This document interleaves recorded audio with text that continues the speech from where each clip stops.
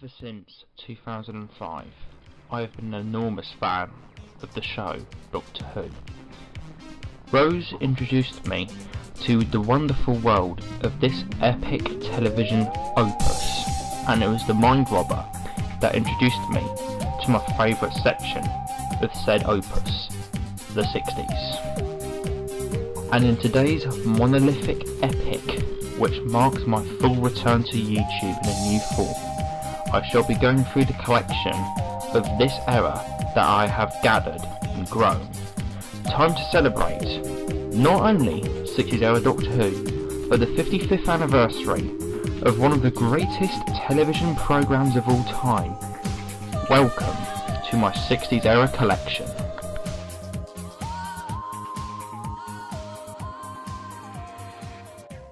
Alright then, let us begin this enormous collection video by starting off by looking at the videos I have of 1960s Doctor Who, and then segueing on into the DVDs I have of 60s Doctor Who. Starting off, we have a video double pack of The Rescue and the Romans.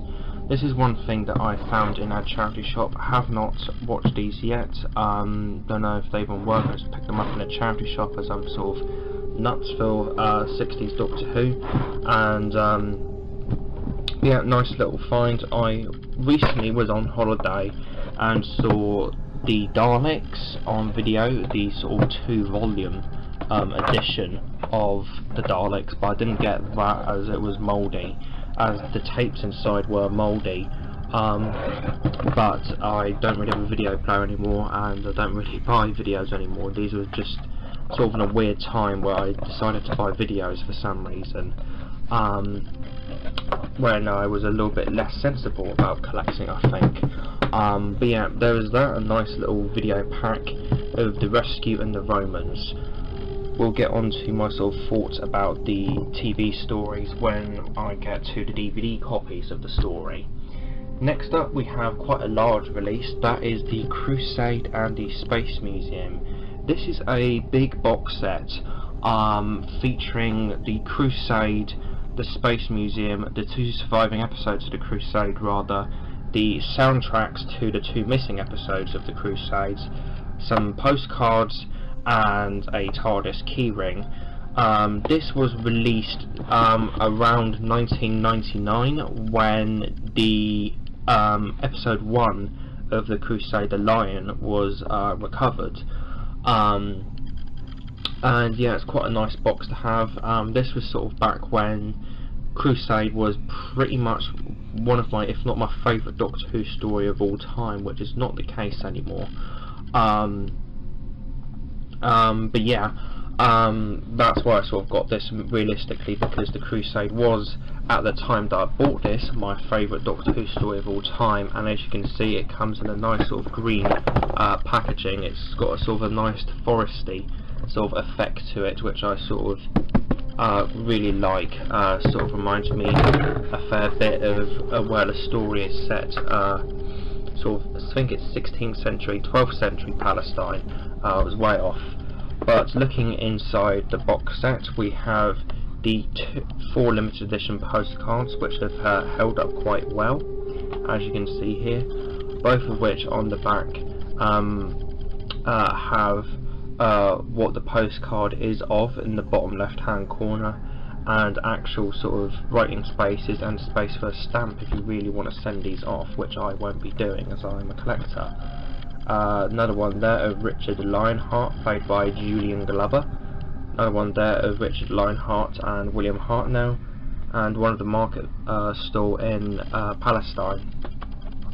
So yeah, there's those. Those are the little postcards you get in the set. As I said, very good condition for postcards that are nearly 20 years old, so they've held up really well. Then we have the CD, which is the narration, which is the soundtrack of episodes 2 and 4, The Knights of Jaffa and the Warlords, narrated by William Russell on a single disc. Quite similar spine to the radio collection CDs the BBC would release, or start releasing at around this time. That this set was released with the Massacre of St. Bartholomew's Eve. But yeah, there's the CD, just contains the 2 episodes on it, sort of plain, sort of washed green disc, sort of continues that sort of nice sort of naturey forest theme. Then we have the TARDIS key wing, which has seen better days. As you can see, this is the only part of the set which isn't in that good condition, I would say, but it's still intact and still is nice to have it as I sort of have this set complete. As I sort of have the complete set, there's no parts to this box set missing. At the bottom of the box set it's just cardboard, as you can see, which sort of can be removed out for sort of more sort of cardboard and stuff, which is the bottom of the shell here. This is just sort of a frame within the box to keep everything in place. So there's that. Then we have the actual video itself, which has the 2 surviving episodes of the Crusade on it, the Lion and the I forget what the other episode is called, the Wheel of Fortune, that's it, as well as the 4 episodes of the Space Museum on it. So yeah, there is that. Quite a nice set to have, and it's interesting to have these video sets in the collection, I would have said, as I may not watch them and I may not really buy them, or these sort of sets anymore, as I'm a bit more sort of sensible with collecting now, I would have said, but they're still quite nice and interesting items to have, and are a good sort of talking point and discussion piece, as it were, for the collection, I would have said. So yeah, last little video box set I have is quite interesting and has quite an interesting story behind it. That is this, the Ice Warriors collection. Around 5 years ago now, I picked this up in a charity shop. The original set contains the Ice Warriors, the 4 surviving episodes with like telesnap linking narration reconstructions for the 2 Misc episodes 1 and 3, I believe, on a single video, as well as the Missing Years, a special documentary about the book, about the lost episodes of Doctor Who. And similarly to the Crusade, it also has a collector's CD in it, which is the same sort of wash of green in it, and the special book sort of detailing about the Ice Warriors. When I picked this set up originally, nearly 5 years ago in a charity shop, it had absolutely everything in it, apart from the book. Believe it or not, February this year, I actually found the book in a completely different charity shop, almost 5 years later to when I originally found the set. So I now have the complete set, as it were, with the book now in the set, which is really cool. So yeah, and it's a really cool set, as you can see, very sort of intricately done, and I like the way it's sort of been made and stuff, with all the sort of panels and pictures and stuff, as you can see here. So there's the surviving, there's the disc for the surviving 2 episodes, or the lost episodes, episodes 2 and 3, the sort of the soundtrack on a CD. Then we have the booklet here, which is the Ice Warriors, a history of the reptiles from the Red Planet, which is just pretty much what it says on the tin, and has sort of a nice sort of advertisement for the Radio Times in there as well, sort of photographed. Then we have the Ice Warriors video itself, which just comes in a little cardboard sleeve, as you can see, specially reconstructed for the 35th anniversary of Doctor Who. So this would have been around the year I was born, actually, 1998. So then you've got the back of it there, and the tape itself there. Then we have in here the Missing Years documentary, which is sort of a very brief documentary, sort of a brief sort of 30-20 minute documentary about the missing years of Doctor Who and all the missing episodes and stuff. And it also has tacked on to the end of it there episode 3 of the Underwater Menace, which at the time of this release was the only known surviving episode of the story. So yeah, this is probably the only thing out of all my videos that I'm sort of interested in watching, as it were. So if there is a rip of like this on YouTube or something like that, or somewhere on the internet, I'd be greatly interested to sort of watch it, just sort of the sort of section before the Underwater Menace episode 3, as I already have that on a physical format. But yeah, there was those lovely little video sets. Haven't watched these, as I've said, but they are a good little sort of talking point for the collection, as it were. And now we're finally moving on to the DVDs. Starting off with sort of a interesting little oddity, as it were, with the Doctor Who DVDs of 1960s Doctor Who. We have the Lost in Time box set, which, if you're a fan of 60s Doctor Who, your collection isn't complete without this. This was released back in 2004 and features sort of 18 full episodes of Doctor Who from stories that aren't fully complete.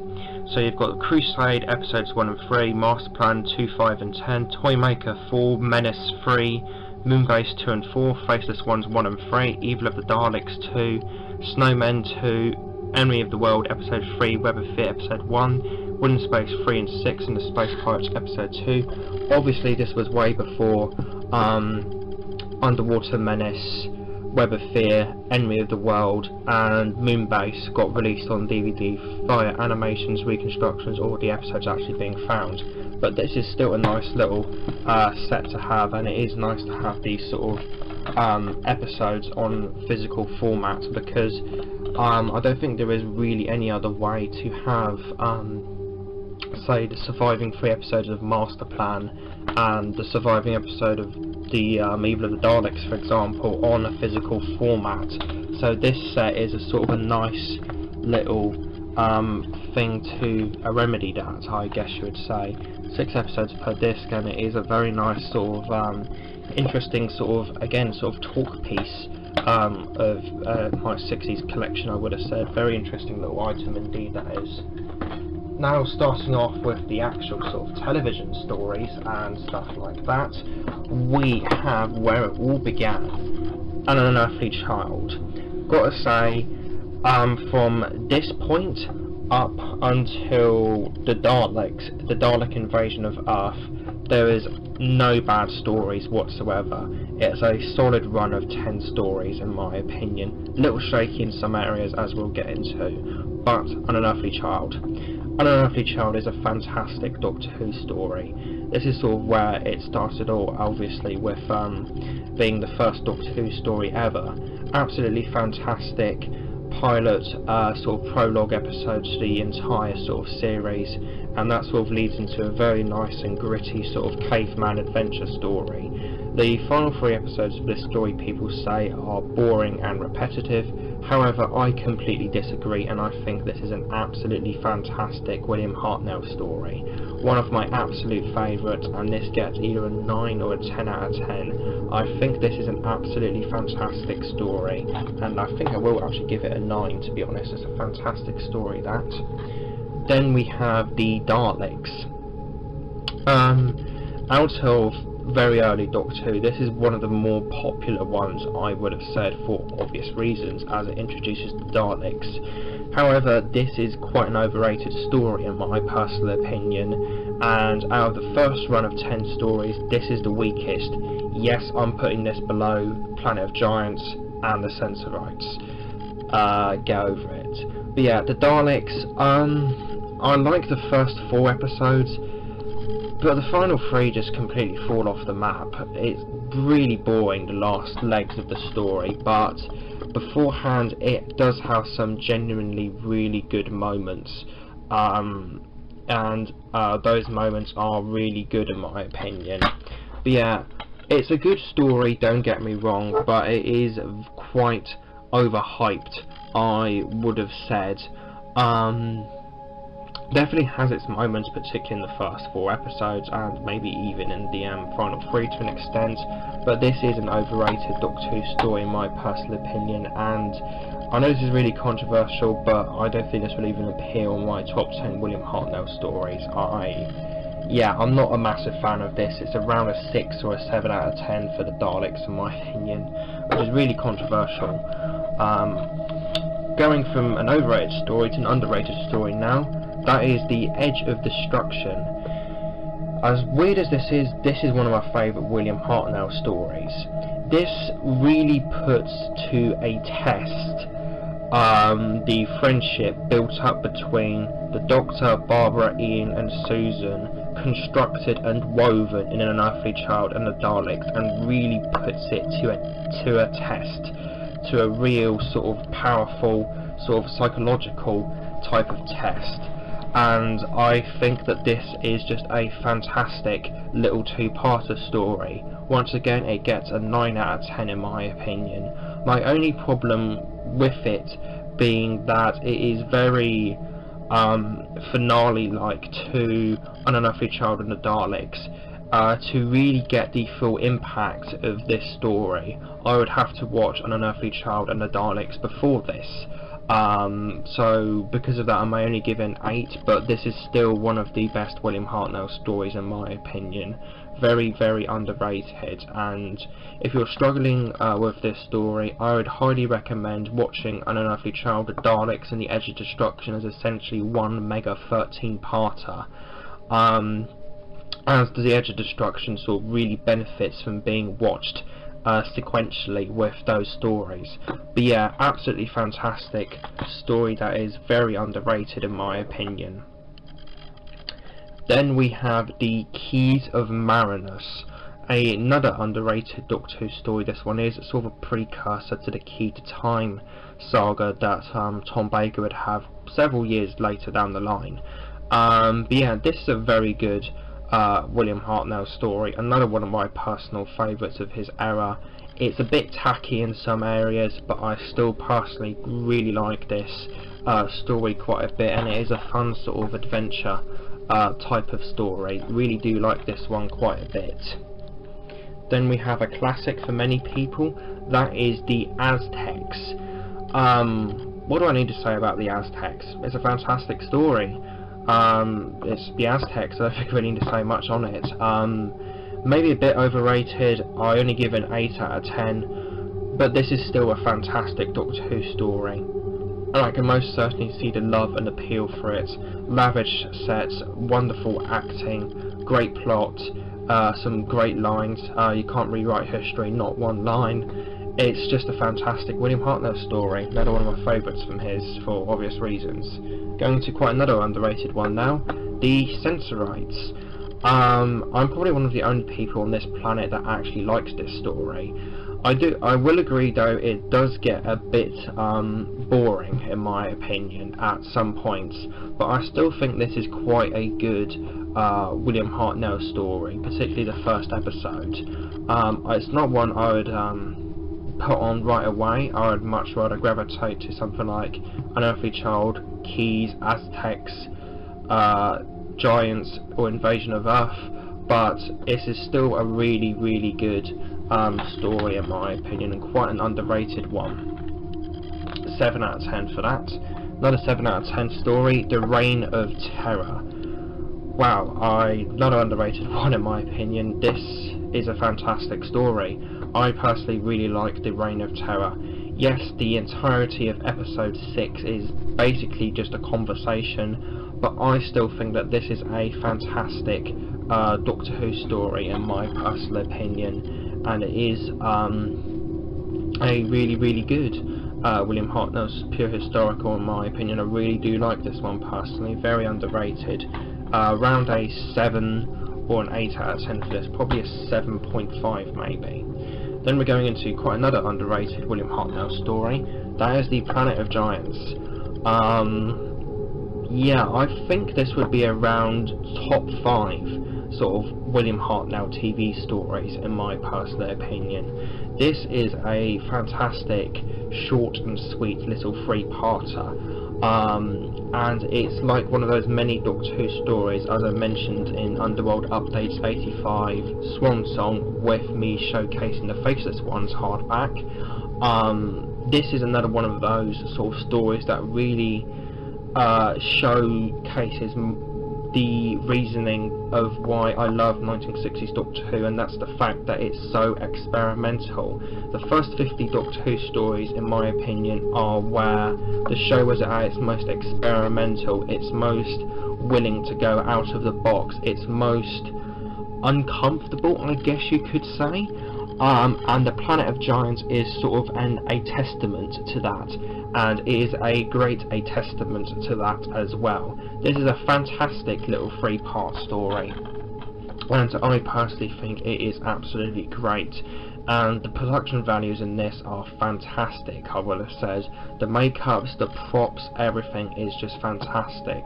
This is easily top 5 Hartnell in my opinion. Very odd choice, but I think it's just great. 8 out of 10, fantastic little story. Then we have sort of the end of the golden era of Hartnell in my opinion, with the Dalek invasion of Earth. And I have said this in the past in quite a few instances, 60s era Doctor Who is my favourite, but I do think that the William Hartnell era is the best for characters, and that the Patrick Troughton era is the best for storylines. And the first block of 10 Hartnell stories is where his era was good. The rest of his era with regards to storylines is really shaky in my opinion. However, this is a good end to the golden era of William Hartnell in my personal opinion. The Dalek Invasion of Earth is a great story in my opinion. Quite mixed, this one, I would have said. Some people think it's very good, some people think it's very bad. But yeah, I think this is an absolutely fantastic little Doctor Who story, this is. And it is really, really good. In my personal opinion. But yeah, there was that, the Dalek Invasion of Earth. Since we've got onto the Dalek Invasion of Earth, I might as well bring up the fact that I have the Dalek Collection, which is the DVD combining the 2 Peter Cushing movies based off of the first 2 Dalek stories into one release. So yeah, I haven't watched these in quite a while, I would have said, and but yeah, it's still a nice sort of collector's item to have in the collection, and it is it's sort of an interesting sort of piece of history of Doctor Who, really. This is I think I remember really liking these when I was a lot younger, but I haven't recently gone back to them, so I don't know how these will sort of hold up, but I think the way this is going to go is that both will possibly be better than the television stories, as I don't like the Daleks that much, and Dalek Invasion of Earth is great, but from what I can remember, the Dalek Invasion of Earth movie from this was great. So yeah, where was that? The Peter Cushing Dalek Quite movies. a random sort of interlude now, but I also have this in my collection, which is the soundtrack 2016 vinyl record store day re-release of Doctor Who and the Daleks and the Dalek Invasion of Earth 2150 AD, so the music soundtrack to the Dalek movies on record. And yeah, this was released back in 2016 for Record Store Day on yellow vinyl. As you can see, my copy is still brand new factory sealed. You can see I have copy 200 out of 1500. Now I don't know how well you guys can see this, but they ended up placing one sticker over another. You might be able to just about see this, but see where the white part is for 200.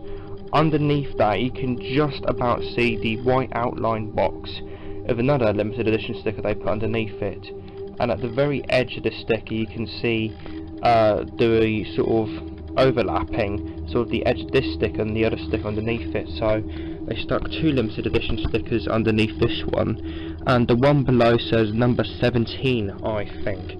So for some reason they stuck 2 limited edition stickers on this particular one, but yeah, it's still absolutely amazing to have in the collection, and I have it with its brother here, the Genesis of the Daleks 2016 Record Store Day release on blue vinyl. But yeah, I know this is sort of more catered to audio, but we're talking about the Peter Cushing Dalek movie, so I thought I might as well slap on this in here.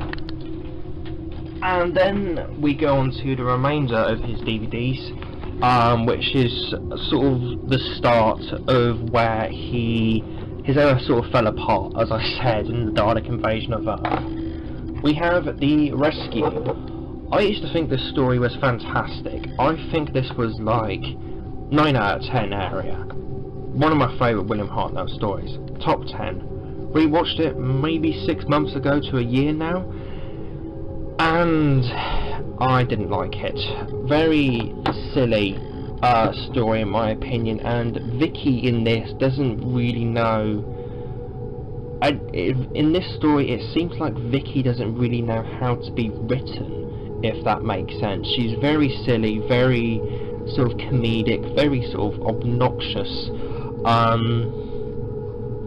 But yeah, bit of an anomaly, this story. Some good production values to it and good ideas, such as the Coquillion, as he is called, but overall this isn't a good William Hartnell story in my opinion. One of the duds from his era, 4 out of 10. The Romans. I am extremely familiar with 60s Doctor Who. Total there is 50 stories. I've experienced all of them but 6 at least 2 times, so that's 44 out of the first 50 roughly that I've experienced more than once. This isn't one of them. Got this on DVD with The Rescue in the box set. Only watched it once because I hated it. Really cringy, really cheesy, and I don't see myself watching it again anytime soon, unless I am drunk and pissed out of my mind. But yeah, where's that? The Romans, don't like that story at all. The Web Planet, very underrated in my opinion. This is another sort of one of those very sort of polarizing William Hartnell stories in my opinion. Whereas I would say it's not his absolute best, I still do think it's one of his better ones, in my opinion. Yeah, quite a good story this one. Production values, it could have been a lot better, but it is a nice little interesting story, and I think plot wise it's much better than it was executed, if that makes sense, and as such I think the Target novelisation is a lot better because you don't have to sort of put up with the production values and the acting, which is one of the benefits of a Target novelisation in my opinion. But yeah, this is still quite a good William Hartnell story. Probably would appear around the number 10 sort of area for his top 10 ones in my personal opinion, as I do like the plot quite a bit and it is a very sort of interesting story. The Space Museum. Similar thing to the Romans, I got this with the Chase in the box set, and I only watched it once as I thought it was absolutely awful. Yeah, episode 1 is good, but the rest is so unbelievably boring and just dull. Like Romans, I don't think I'll be going back to that one anytime soon. And oh, fucking hell, The Chase. This is the Romans and the Space Museum magnified. This is my least favourite William Hartnell story. Cheesy, unfunny, cringy as all living shit, terrible production values, some really bad acting in some places, particularly from Dracula and Frankenstein in the 4th episode. This story is ridiculously awful in my opinion, and is without question the absolute worst William Hartnell story in my opinion. Okay, fine, it has its moments. The mechanoid battle with the Daleks in episode 6 is pretty good. The rest, however, is toxic. I hate this story. I know some people like it, and that's fair enough. Just personally for me, I absolutely hate this story, and in my opinion it is the absolute rock bottom of the toilet bowl, the little crusty shit bits at the bottom of the toilet that didn't get flushed away. William Hartnell story. 1 out of 10. Fuck the Chase. The Time Meddler. much better than The Chase. This is one of the more popular William Hartnell stories, I would have said personally. Very good. I would say it maybe a bit overrated, but it is still a really good William Hartnell story in my opinion, around a 7 or an 8 out of 10. And Peter Butterworth is fantastic as the monk, as he was in the Daleks' master plan, which we'll get to a little later. Then we have the Ark. Like with The Rescue, this is another story that I thought was great, but then I rewatched it maybe around 2 years ago now, and I don't like it as much. The story itself is sort of 2 layers. First 2 episodes is a story, and then the second half is another story. I personally think that the first half is really good, but the second half is really bad. 6 out of 10 for this story. Some good moments to it, as I do think that the first 2 episodes, as it were really good, but no thanks. It's not that good in my opinion. 6 out of 10. The Gunfighters. It's the Romans, the Space Museum, and the Chase all over again. I'm getting sick of this that analogy now, and I'm also sick of hearing the Gunfighters. I don't like this story. Really don't like it. It's really cheesy. I just don't like this story. Just Stephen doing whatever he fucking sang in like episode 2 or whatever it was, that just made me want to slit my throat. Fuck this story. The War Machines. Similarly to the Web Planet, very good story on paper. However, I do think that the execution could have been a lot better. And unlike the Web Planet, where that was poorly executed with a good plot, that turned out to be a good story.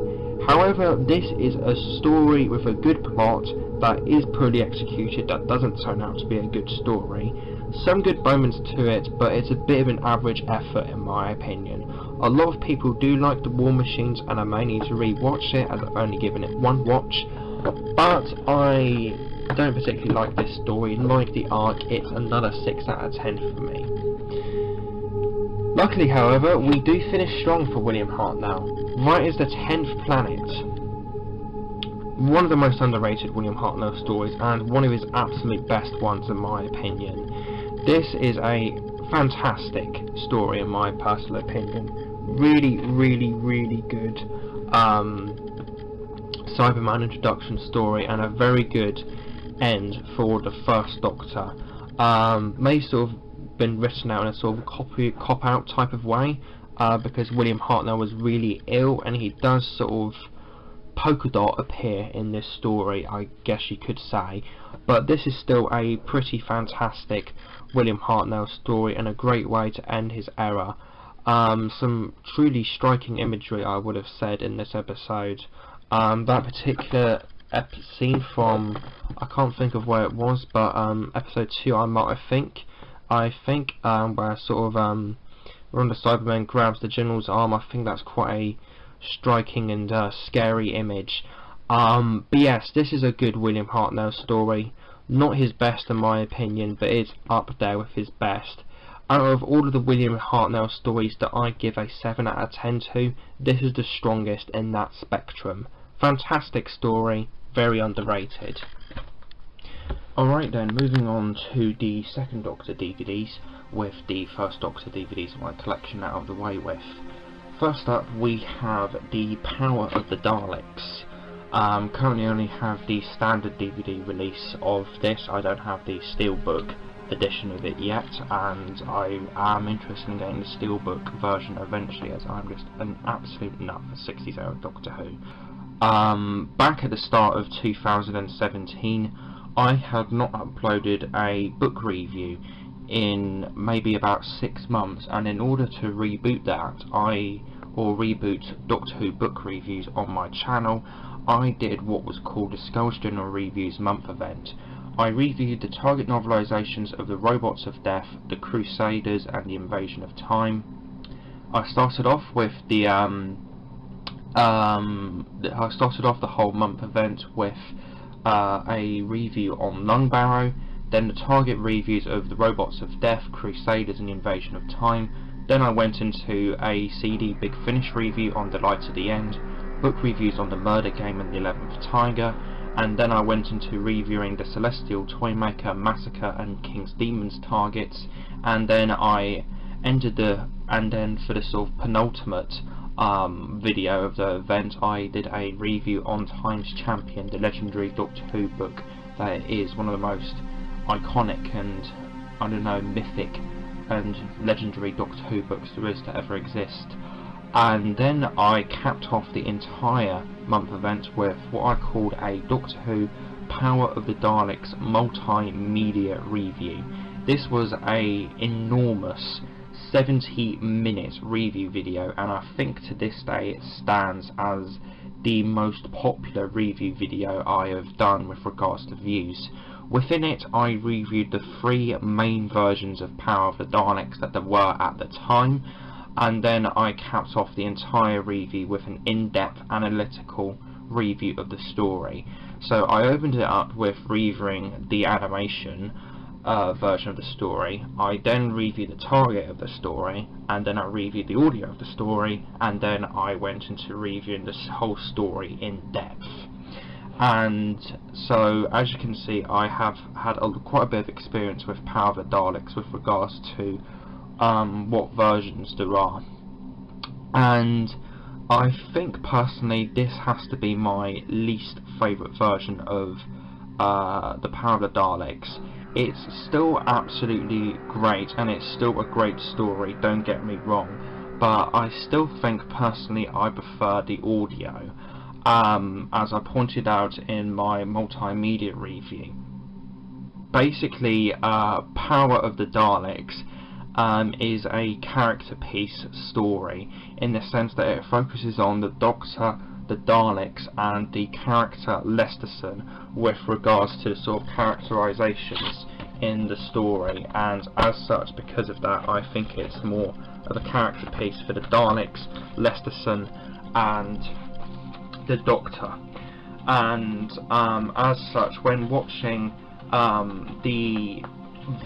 this version of the story, the animated version, the sort of TV version re-envisioned as animation, there's a lot of sort of gaps in the sort of people speaking within the story, and sort of leaves the story to sort of feel padded in the TV version, as it were, for myself.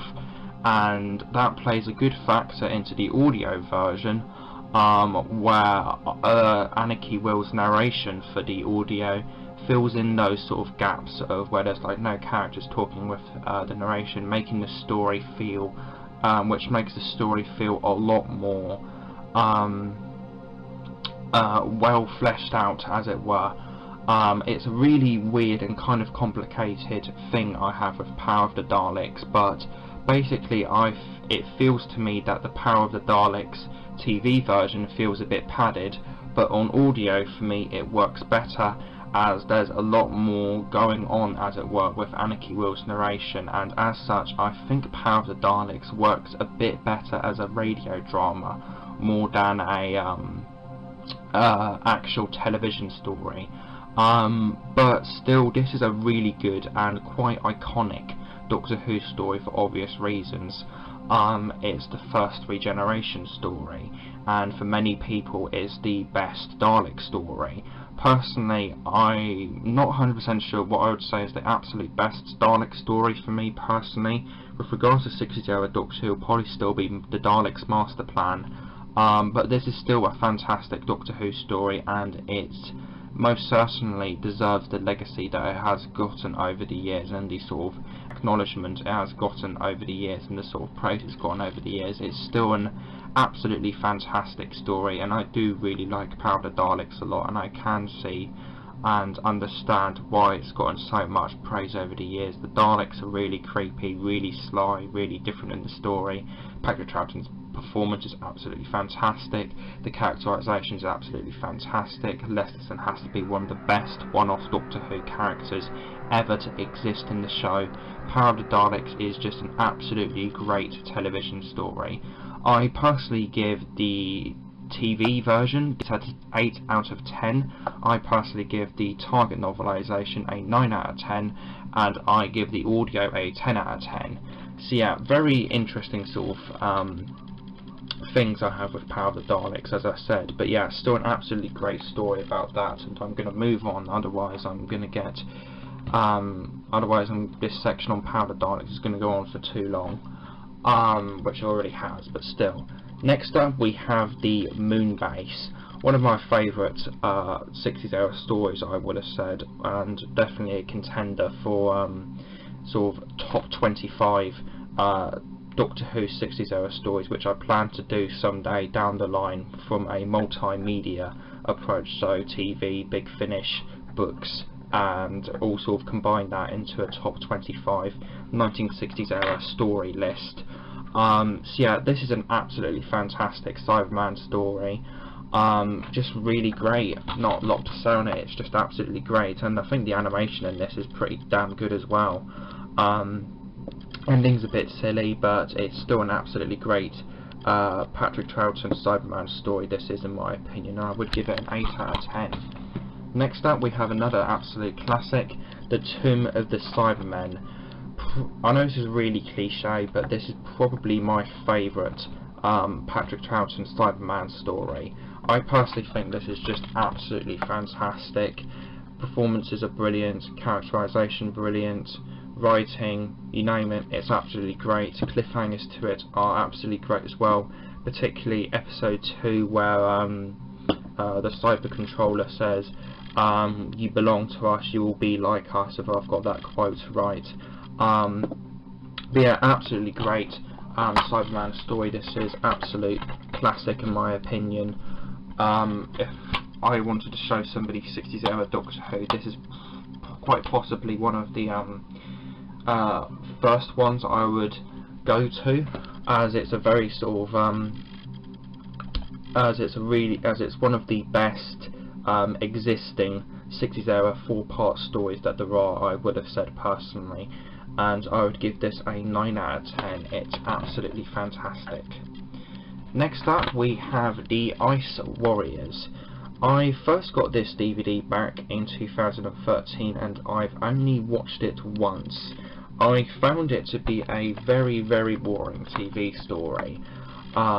Just really, really boring. Had some good ideas to it, but overall I didn't think it was that good. I just found it to be a bit boring. I know a lot of people absolutely love this TV story and think it's an absolute classic when it comes to the Second Doctor's era.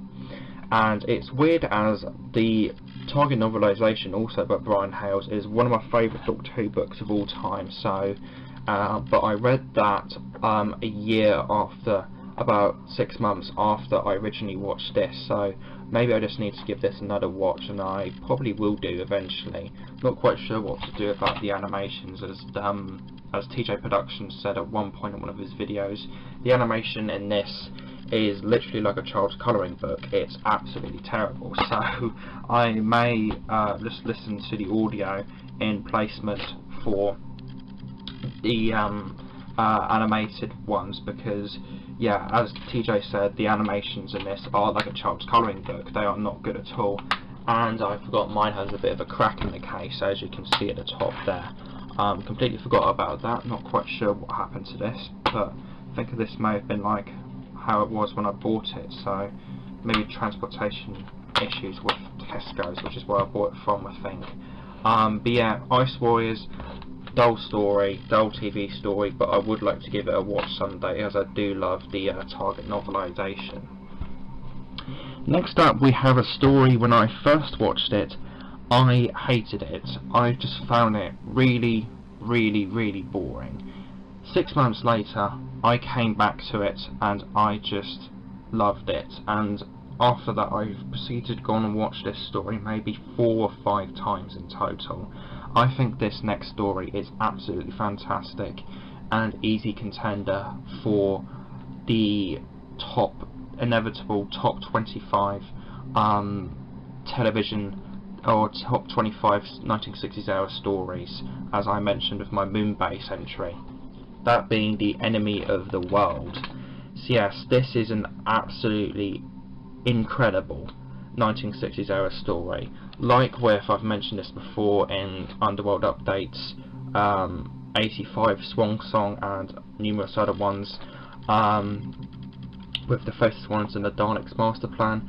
This is another one of those many 1960s era stories which sort of solidify and exemplify and attest to why I love 60s era Doctor Who so much, and that's how experimental 60s era Doctor Who was. I feel that 60s era Doctor Who does what a lot of eras haven't done with regards to the concepts, ideas and ambitions it has had, or had throughout its 50 story run, such as the Daleks Master Plan. We've never had a 5.5 hour Dalek story since.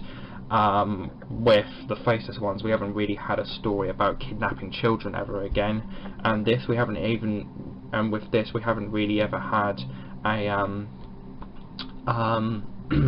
a story where the Doctor, or the actor that plays the Doctor, plays a different character within the story, with Patrick Troughton not only playing the Doctor but him playing Salamander as well. I know the Massacre did it before this, but this is a much better example of that in my opinion, as I don't really like the Massacre that much. But yeah, The Enemy of the World is an absolutely fantastic Patrick Troughton story, and I think it is absolutely fantastic. As I said, didn't like it first time, but I've watched it again and it's gone on to become pretty much top 10 worthy material of 60s era Doctor Who. I think this is just absolutely fantastic. 9 out of 10. Love the sort of character dynamic between all the sort of character stuff with all of the characters in the story, and I love the sort of confrontation between the Second Doctor and Salamander at the end of episode 6. I think it's very well done, and this is just a very well done story overall, and I think this is just absolutely great, and I just really love The Enemy of the World now. I think it's just absolutely fantastic. Moving on to what is considered by another classic by many people, that is The Web of Fear. Personally, for me, a bit of an overrated story, but still absolutely great. Yeah, I don't really have much more to say than that. Really atmospheric story, great writing, great characters, great action scene in episode 4 with the Battle of Covent Garden. Just really good story all round, solid Yeti story, and it's a classic for a reason. Apart from Patrick Troughton's weirdly photoshopped hands there. But yeah, this is an absolutely fantastic Patrick Troughton story again. Not 100% sure if this would make my top 25 1960s era stories multimedia. Might do, I'm not 100% sure, but it's still an absolutely great story, this, and I would give it an 8 out of 10 personally. Fantastic story, that. Lovely atmosphere, lovely writing. Then we have The Dominators, one of the most polarising 1960s era stories to ever exist. Yeah, The Dominators kind of speaks for itself. One of the most, as I said, one of the most polarising and controversial Doctor Who stories ever to exist from 60s era Doctor Who. Personally, I think it's great. I do agree that The Dominators are a bit bitchy, but it's still an absolutely fantastic Patrick Troughton story, this one is, and I would give it an 8 out of 10. I think this is just a great little 5-part story. I don't find it boring, I find it quite entertaining really. I do like The Dominators quite a bit, and I do find it to be a bit of an underrated story. Not exactly the greatest thing in the world, but it's still very good, and I would give it an 8 out of 10. Nice little 5-part story, that is. Then we have what actually started 60s era Doctor Who for me, the very first 1960s era story I ever watched, The Mind Robber. I used to absolutely love this story, and then similar thing with The Rescue, as I mentioned earlier. Rewatched it about 6 months to a year ago now, and I didn't like it as much. I'm probably going to watch it again sometime later on down the line, but this still has sort of a significant place with me, as this was the very first 1960s era story I ever watched, rather, and it still has some absolutely fantastic moments in it. I think episode 1 is just great all around, some fantastic mystery to it, and absolutely fantastic cliffhanger to it as well. Just fantastic first episode. The rest of the story, in my opinion, is just a bit silly, but I am tempted to give it a go again, and like I mentioned with the Enemy of the World, or my Enemy of the World entry, this is another one of those many 60s era stories that sort of exemplifies how experimental 60s era Doctor Who was. So yeah, may give this a go again someday. But yeah, I don't really have much more to say than that. That was the Mind Robber. Then we have what for many people is quite possibly the best Patrick Troughton story, The Invasion. Like with the Web of Fear, I do find it to be a tiny bit overrated, but I still think it's absolutely great. Cybermen in this are brilliant. Kevin Stoney as Tobias Vaughan are brilliant. As Tobias Vaughan is brilliant. Nicholas Courtney as the Brigadier is brilliant. Patrick Troughton as the Doctor is brilliant. Some great atmosphere, great writing, great action scenes, some of the best cliffhangers. Some of my favourite cliffhangers from this are in this actually, such as I really love, I think it's episode 6's cliffhanger, I want to say, when the Cybermen burst out of the sewers.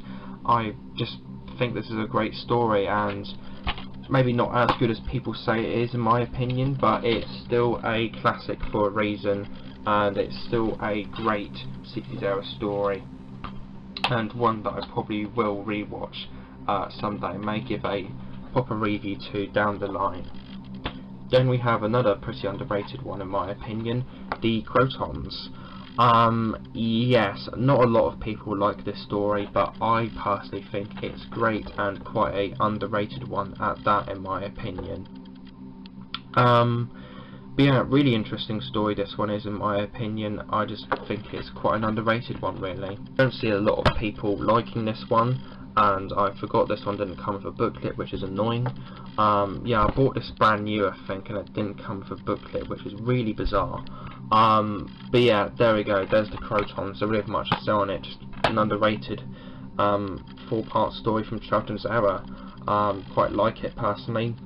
Again, not the best thing in the world, but it's still not the worst thing in the world. Still a solid sort of Patrick Troughton story, 8 out of 10 in my opinion, and he's probably contender for top 25 60s era story material in my opinion, sort of lower end of the list. Then we have the Seeds of Death, of which I both have the regular edition and the special edition of. So yeah, Seeds of Death is another one of those Patrick Troughton stories that I think, or with regards to the general consensus, is a really praised one, and I would sort of agree with the praise in this case. I do think this is a fantastic Patrick Troughton story in my personal opinion, and it is one of his better stories, I would have said. I think this is a really good 6-part Ice Warrior story, better than the Ice Warriors original one, I would have said personally. But yeah, not much more to say on it than that. Seeds of Death, absolutely fantastic story, once again, again contender for top 25 material. And then we have what ended 60s era Doctor Who, and what for many is the absolute best 60s era Doctor Who story that ever was, the War Games. I've heard a lot of people compare the Invasion as to being the equivalent of the Daleks' master plan of the Second Doctor's era. Personally, for me, it's the War Games. So yeah, absolutely great story this one is, once again. Definitely one of the better Patrick Troughton stories, and it's just a classic for a reason. Introduces the Time Lords, and it has some fantastic action scenes to it. But yeah, absolutely great story this one is, and it most certainly deserves the praise it's gotten over the years. I think this is just a great story, this one is, in my opinion, and episode 10 has to be one of the best 60s era stories, 60s era episodes there was ever transmitted. I think it's just an absolutely great story once again, and it deserves the praise it's gotten. Not 100% sure what I would give it. It's either an 8 or a 9 out of 10, probably an 8 out of 10. But yeah, there was the War Games by Malcolm Hulk and Terrence Dix. Right then, we're moving on into the vast realms of the world of audio. Starting off with a handful of miscellaneous audios, some where I just don't quite know where to place them. Then we're going to be moving on into audiobooks, the audiobooks of which I'll just sort of casually skim through, as I don't really listen to them anymore and haven't listened to any of them in a while, and are just sort of in my collection for sort of kind of collectorial purposes, and just sort of interesting things to talk about and have, really. Then we'll be going into the Lost TV episode soundtracks, then we'll be going into Big Finish. So without further ado, let's begin with the miscellaneous audios. Starting off with the Lost TV episodes single disc documentary release. Most of my Lost TV episode soundtrack releases are built up from the Lost TV episode collection box sets. This one was included in the Master Plan, Massacre, Toymaker and Savages set as a little bonus. Haven't listened to this yet, but it's nice to have this in the collection, I would say. Then we have two things I'm going to show at the same time.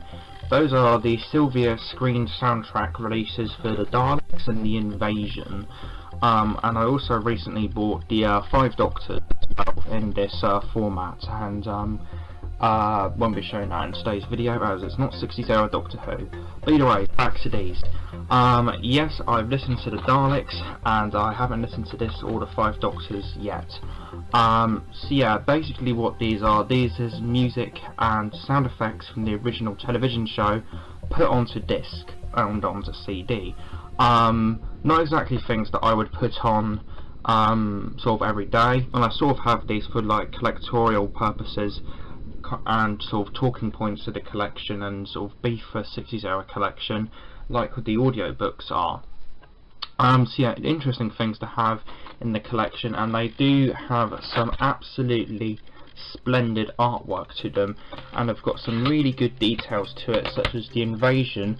On the back of the booklet it says an international electromatics product, which is a really cool little detail, and I just love how these releases are constructed. I think they're brilliantly done, and out of the 3 that I have, I've only listened to the Daleks, as I said, and this audio quality from it was absolutely fantastic, so I'm expecting the Invasion and 5 Doctors to sort of keep up with that.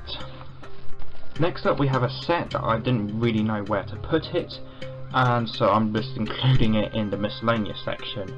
First Doctor Adventures Volume 1, starring David Bradley, Jamie Glover, Claudia Grant, Gemma Powell and James Dreyfus. So yes, a lot of people have been divided on this release, I would have said, not with regards to the actual quality of the stories, but the fact that Big Finish have even released this in the first place, and some have gone as far as to say that Big Finish are trying to disrespect the First Doctor's era by trying to make the David Bradley era Doctor canon.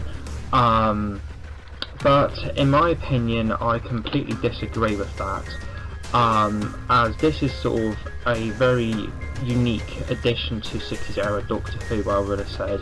Big Finish aren't trying to replace the First Doctor with David Bradley, neither are they trying to replace the early adventures or companion chronicles, in my opinion. What they're trying to do is trying to get together the full cast that was used in An Adventure in Time and Space and create audios that pay tribute to 60s era Doctor Who, go back to the roots of 60s era Doctor Who and sort of reinvigorate it with a sort of new breath of life, I would have said personally. And another thing that interests me about the set is the full cast, which is going to be really unique to listen for a First Doctor adventures, or First Doctor story release from Big Finish. As you know, they traditionally do early adventures and companion chronicles for 60s era Doctor Who, and let's say if you wanted to listen to a First Doctor, Susan, Barbara and Ian story, obviously if you were to listen to that, only 2 of the 4 actors that originally played them are still alive, so you've got lots of narration and improvisation from the surviving actors for it. With this, however, you get like a full-fledged cast, unlike the companion chronicles and the early adventures, which makes me even more interested in listening to it. And nothing against the companion chronicles or the early adventures, those have created some of my favourite 60s era Doctor Who stories of all time, as you'll see in a future list. But overall, I am just really interested in giving this set a go. My most anticipated one, I would say, would be the Destination Wars, and I've also heard that the Great White Hurricane is good, and I'm also looking forward to that about equally. But there you go, there is the First Doctor Adventures Volume 1, the Destination Wars, and the Great White Hurricane. Next up we have the audiobooks. As I said, I'm going to kind of skim over these as I haven't listened to them in a while, and they're only really in the collection for collectorial purposes at this point in time, I would have said. We have the Dalek Invasion of Earth. This is a audiobook that I purchased in a big box set which contained this, the Auton Invasion and the Dinosaur Invasion audiobook set called Invasion of Earth set, I think it was called. So yeah, I remember this one being really good. Has Dalek voices by Nicholas Briggs. Then we have quite a sentimental piece in my collection. Quite a few years ago now, the BBC and Audio Go, I think that's the company that released it, released this massive tin set featuring these 3 audiobooks, the Daleks and the Zarbi and the Crusaders. It was in a massive limited edition tin set called called Adventures in Space and Time, and it was a tin set limited edition comprising of these 3 audiobooks. And I got that very tin set around maybe a decade ago now, and I just have strong memories of the Daleks and the Zarbi being listened to throughout my childhood. I don't think I've ever listened to the Crusaders audiobook in full, but I just have such strong memories of the Daleks and the Zarbi, which makes this sort of set very sentimental in my personal opinion.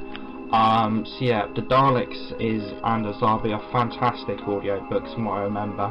Absolutely lovely and wonderful music and sound design, particularly from the Zarbi, has a very alien atmosphere to that audiobook, and this sort of set is a really sort of sentimental piece in my collection, as it's one of the earliest 60s era bits of merchandise I think I ever got in the collection, trying to think about it. Yeah, I would say that's around about right. I've no idea where the tin itself has gone, but I did showcase it a couple of years ago in a YouTube video of mine, or like a really old YouTube video of mine, so if I can find that again I'll probably dub it into this section of the video. So I'm going to be doing a kind of a different Doctor Who DVD. I'm going to be kind of doing a different Doctor Who review. This is not a DVD or something like that. It's a Doctor Who audiobook tin that travels in time and space, and I believe this is rare. Why? That's why.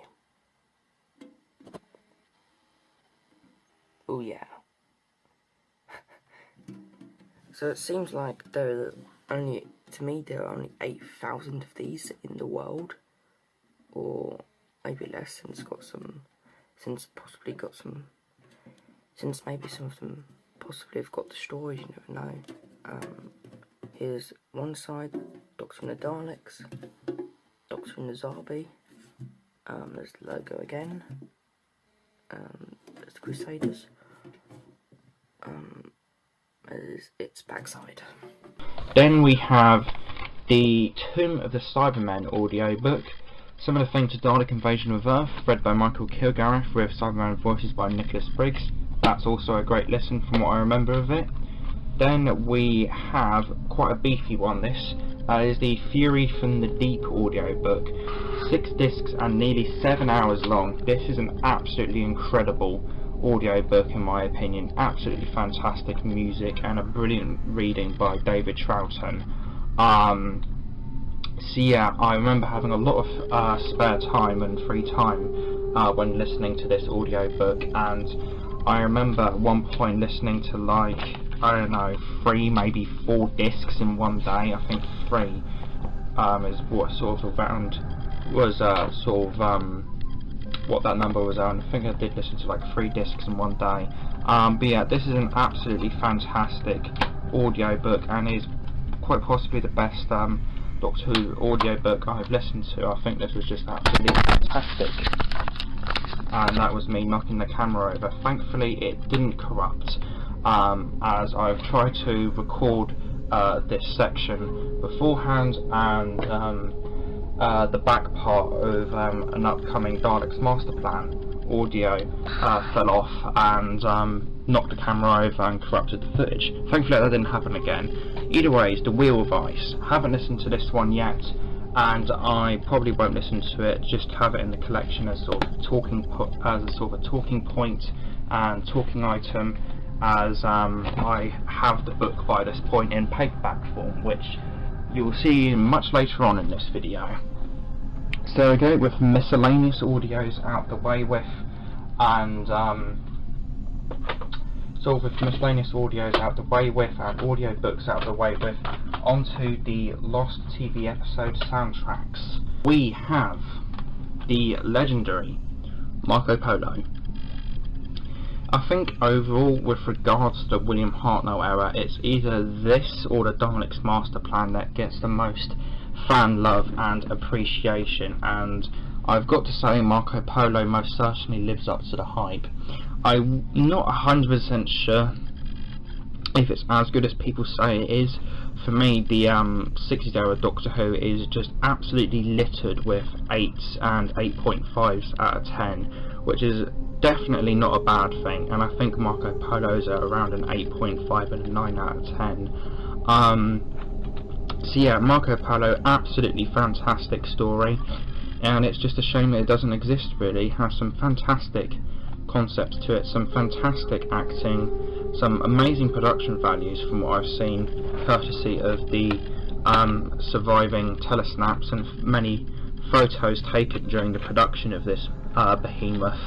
But yeah, absolutely fantastic story, and it's just a shame it doesn't exist. I would really like to see Marco Polo recovered someday. Not 100% sure where this would fit into my top 60s era list. Somewhere in the region of like 15 to 10, I want to say. Somewhere around there would be Marco Polo, I want to say. So yeah, there's that, Marco Polo. And we have The Reign of Terror, a story that I've already talked about, so I don't really need to talk about it again. Underrated Hartnell historical. The Crusade used to be pretty much my absolute favourite Doctor Who story of all time, this. Then I again liked The Rescue, rewatched it, or re-listened to it rather, around 6 months to a year ago now, and I didn't like it.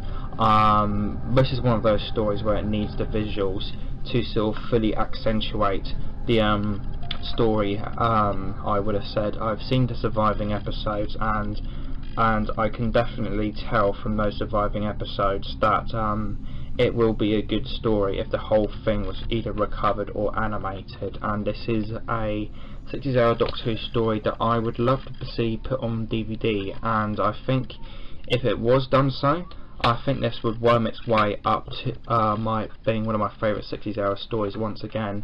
So yeah, there's that, The Crusade.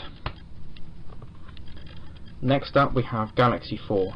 I've experienced the Aztecs reconstruction about 3 times, the little reconstruction that was included on the Aztecs, and I didn't like the story that much. But then I read the script book published by Titan, then I read the target novelisation and loved it in both of those forms, so it's going to be interesting to see how the audio itself plays out. So, as I've experienced Galaxy 4 about 5 times now, 3 times with the Aztec reconstruction, once with the script book, and once with the target novelisation. Those last 2 times I really liked it, and the first 3 times I didn't really like it. So, and I haven't experienced this or listened to this audio yet, so it's going to be interesting to see if this is any better, this audio, or if it's like the ultimate version of Galaxy 4, which I highly doubt it, because that target novelisation is just brilliant. But either ways, I haven't listened to this yet, it's going to be an interesting listen. Then we have the Mythmakers. A lot of people consider this to be an underrated William Hartnell story, and personally I disagree. I don't like this William Hartnell story. I used to like it, but just the comedy in it isn't my thing. The sort of comedic Hartnell historicals aren't really my thing. Not quite as bad as the Romans, but I still don't like this story much. Some people like it, fair enough, but personally I don't. Then we have the cardboard sleeve giveaway edition of Missions to the Unknown, the Lost TV Episodes collection release of the Daleks Master Plan. Then we have a radio collection release of the Daleks Master Plan, which at the very back of it has the CD copy of, or has the CD from the cardboard giveaway of Missions to the Unknown in it, as I just put it in there for protection. And then, last by no means least, we have a much earlier impression of the Daleks Master Plan radio collection. I think this might be a first edition or something like that. Hand signed by Gene Marsh, Peter Purvis and Nicholas Courtney. And I can tell this is a much earlier edition, as I don't know how well this is going to show on camera. But as you can see, the CDs were pressed a lot differently in this release, I can tell. As you might be able to tell, the printing on this one is a lot smoother than this one. As you might be able to see, it's a bit rougher. You can sort of see around William Hartnell's sort of collar there, as you can sort of see around there, I want to say. But yeah, as you can tell, I was at one point completely infatuated with this story, and I've gone on to get quite a few versions of the Daleks Master Plan, I want to say, and such as this signed one, which is sort of coming away now because of that chip or that crack at the bottom of it, which was there whenever I bought it. So yeah, and I only got this signed release for £30, which is £35 rather, which I thought was absolutely brilliant. But yeah, the Daleks Master Plan is a fantastic William Hartnell story, I want to say personally. Oh, I want to say no, it is a brilliant William Hartnell story, this is, and it's another one of those many Doctor Who stories that really sort of showcases how experimental 60s era Doctor Who was. Some of the darkest moments in the show's history, some of the best moments in the show's history, some of the best cliffhangers in the show's history. This is a classic for a reason, and I've listened and experienced the Daleks Master Plan around 15 times now, I want to say. It's tied with Remembrance of the Daleks as my most experienced Doctor Who story. I literally remember listening to this fucking soundtrack like 10 times in 2014. I was completely infatuated with it, and for many years this was my favourite Doctor Who story of all time. Recently I re-listened to it back in January and gave it a big 25-minute review, and I would recommend checking that one out. It's one of my favourite reviews I've ever done, I would have said. But I didn't like it as much then. But it's still an absolutely fantastic William Hartnell story, this is, in my opinion, and it is most certainly a classic. Yeah, I pretty much know the story like the back of my hand. It's just absolutely fantastic, and if you haven't experienced the Daleks Master Plan yet, experience it. It's quintessential Doctor Who. It's absolutely fantastic story, around a 9 out of 10 or an 8.5 I want to say. Then we have something that isn't essential Doctor Who in my opinion, that is the massacre, or the assacre I would have said, if you want to get really cringy. But yeah, I don't like this story that much at all. Yeah, don't like it. 3 out of 10. Not really much more to say on it than that, just a bit of a dull historical really. Some interesting and good moments to it, but yeah, don't like it that much. 3 out of 10. Don't really know what else to say on it other than that. Then we have the Celestial Toymaker. This was another story that I experienced quite a while ago, and I actually really enjoyed it. Around at a 7 out of 10 for me personally. Definitely would be a lot better on video, but yeah, still a really good William Hartnell story, I want to say. And I'm not 100% sure if this will make it into my top 25 William Hartnell or my top 25 60s era stories or not, but probably will be worth an honourable mention at least. Yeah, good story that. Next up we have the Savages, which is a William Hartnell story I've only experienced once, and I probably do need to re-experience at some point down the line. So yeah, I remember this being sort of an average story, but having some good moments in it, such as the departure of Stephen is really, really good and strong, I want to say personally. So yeah, there's that, the Savages.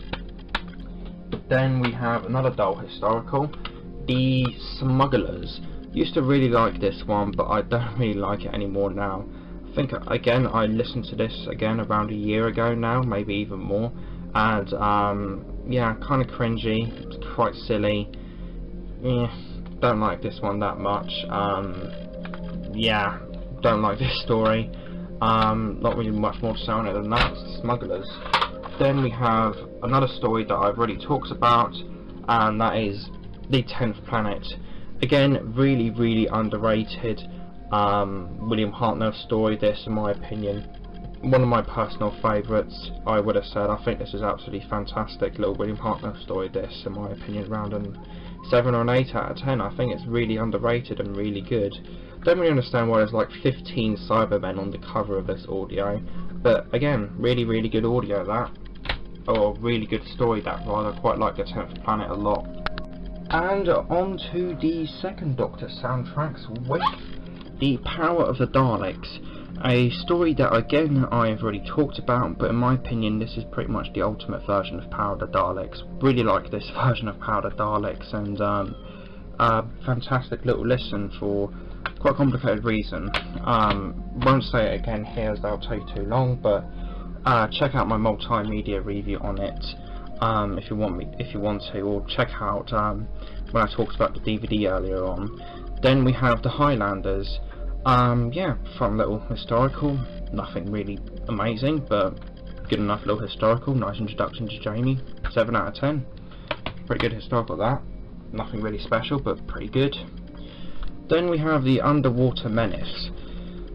Good grief, this is an interesting little story, this in my opinion. Wow, the Underwater Menace, one of the most controversial and polarising Doctor Who stories to ever exist. Whether it be that scene from Polly and the Syringe Needle in episode 1, the really weird production values. Yeah, this is a very enigmatic Doctor Who story for many fans of the show, but personally I think the Underwater Menace is a bit of a hidden gem. Yes, I fully agree that it can be a bit of a mess at times. The production values could have been a lot better.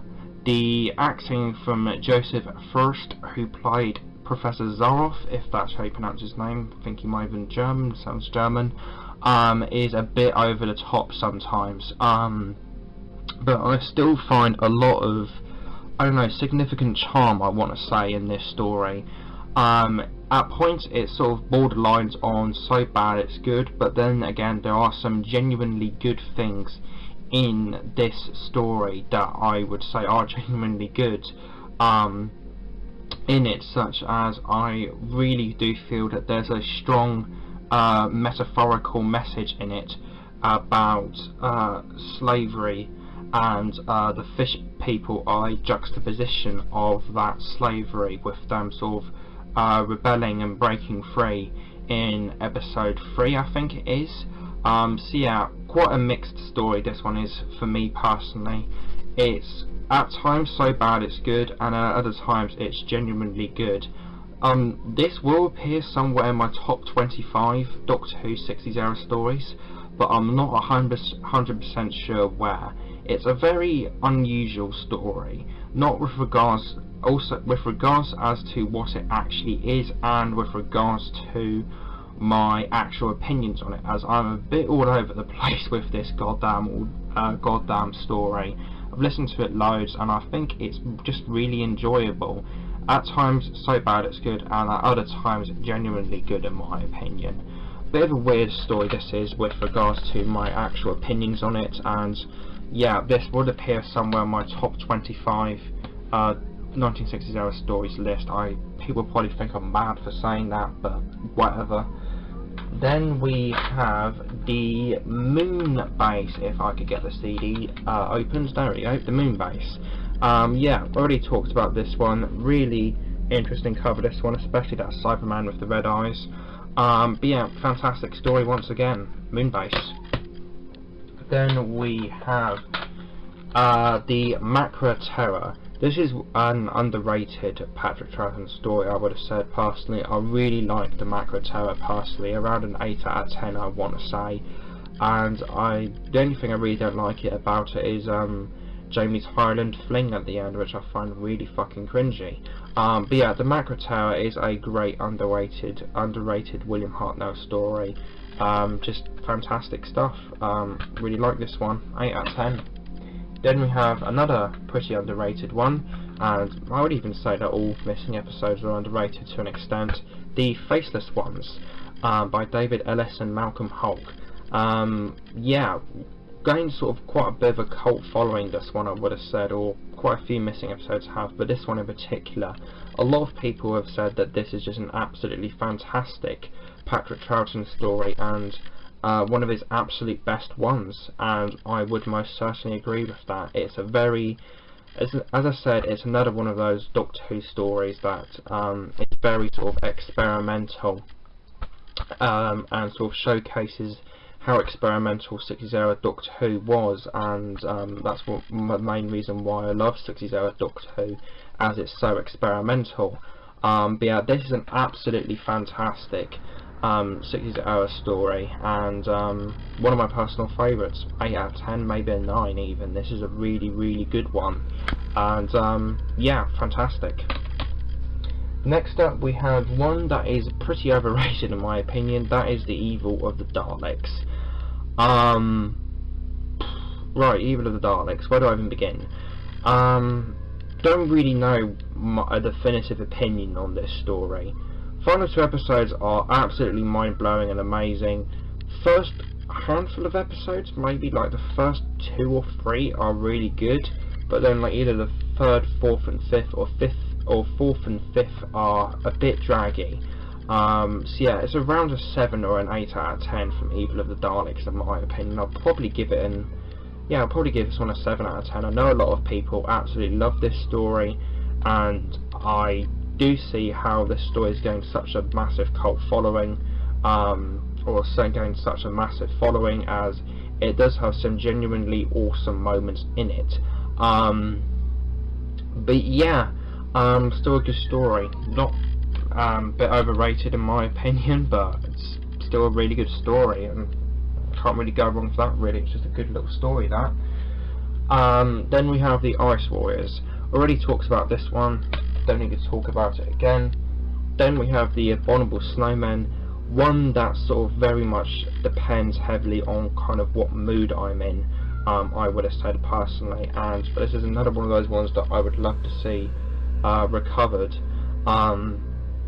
as I would just love to have this story on DVD, and it is the beginning story, or the first story, featuring my favourite Doctor Who villain, the Great Intelligence. So yeah, some really good moments to it, and it's just a good story overall, but I think it really does depend on what mood I am in. I'm not 100% sure if that will make my top 25 60s era stories, The Abominable Snowman, probably an honourable mention. Then we have The Enemy of the World. I already talked about this one. Absolutely fantastic. Very, very, very good Patrick Troughton story. Very experimental and just fantastic overall. Definitely will appear in my top 25 list. Web of Fear, again, already talked about it. Quite a nice cover to this one. I would have said personally. Yeah, just again, fantastic story. I would have said personally. Just really, really good. Next up we have Fury from the Deep. Flippin' hell. This is just unbelievable. This is just truly, truly, truly incredible. I think this is probably the only 60s era television story that I give a 10 out of 10 to. This is just beyond words. So atmospheric, so compelling, so well paced. The characterization in this is out of this world. The cliffhangers, brilliant. The music, absolutely brilliant. Everything in this story just reeks of perfection in my opinion. Just absolutely fantastic story. And I think the only real minor niggle I have with it really is that really sort of padded moment where the Doctor sort of kind of jacks off of the helicopter towards the end. Not literally, that would be really weird, but sort of screws around in a helicopter for a while. And yeah, it's Victoria's final television story, so yeah, absolutely fantastic Doctor Who story this. And yeah, as I said, probably the only 60s era television story I would give a 10 out of 10 to. Absolutely fantastic story, quintessential Doctor Who. Just brilliant, absolutely brilliant. A lot of people have said this is not only their favourite Patrick Troughton story, but their favourite story of all time, and I can most certainly see that. This is just absolutely incredible.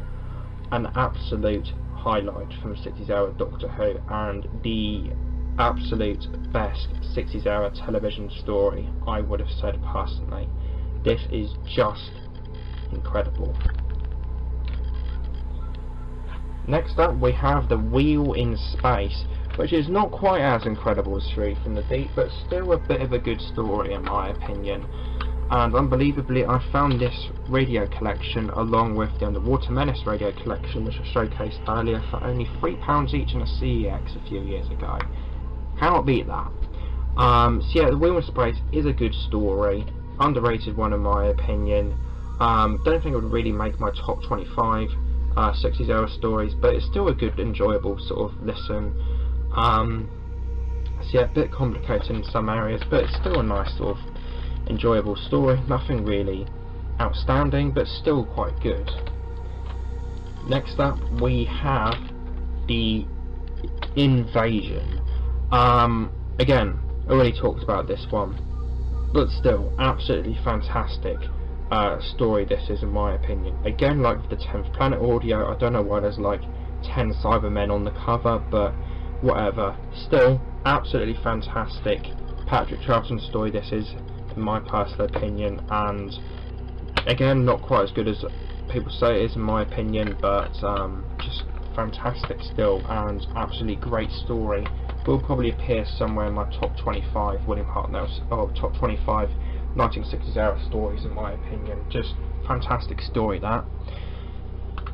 Oh great, what a good way to end. We have the Patrick Troughton story, and that 160s era story that everybody would just like to forget about, the Space Pirates. Personally, I wouldn't say it's as bad as people say it is. I think the first episode is genuinely great, and the second episode is genuinely great. For me, it's the final 4 episodes where this story just kind of falls off the map.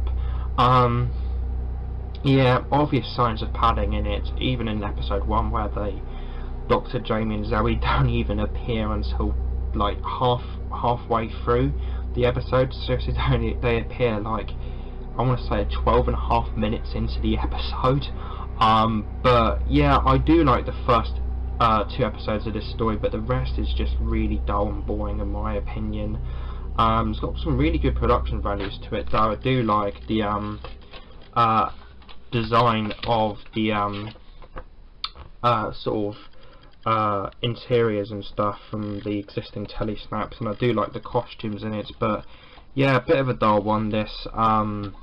Yeah, can see the hate that it's gotten. Not quite as bad as people say it is in my opinion, but it's still not the best story ever. Kind of a 4 out of 10 for me personally.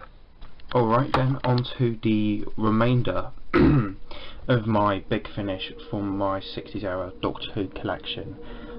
Starting off with the Companion Chronicles.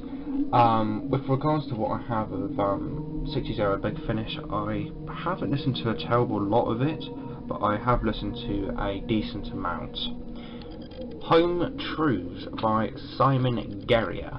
This is one of the most highly praised Big Finish audios by far, and I would most certainly agree with the hype. This is an absolutely incredible audio, this is, in my opinion. Basically, this is the First Doctor Chimes of Midnight, basically. I think this is just absolutely fantastic, this audio, and more than deserving of the hype it has gotten over the years. Then we have the Drowned World. The Sarah Kingdom trilogy is one of the most interesting things with regards to 60s era Doctor Who. I would have said all of the stories are in it are really good. Home Truths was the start of it, and that's like one of my favourite 60s era stories, and this is no exception. The Drowned World is absolutely fantastic. Once again, very atmospheric and very nice, sort of claustrophobic 1 hour listen. Absolutely fantastic audio, that, once again. Both Home Truths and The Drowned World are two of my favourite 60s era stories by far. Then we have The Emperor of Eternity. Haven't listened to this one yet, but should be an interesting listen. We then have the finale of the Sarah Kingdom trilogy, The Guardian of the Solar System. Not as good as the first 2 installments, as those get either a 9 or a 10, and this only gets a 7 out of 10, but I still think this is a very interesting and unique listen, and is probably worthy of an honourable mention, or the 25th placement on my top 10 or top 25 60s era stories list. We then have a double disc release from the Companion Chronicles, The Anachronauts.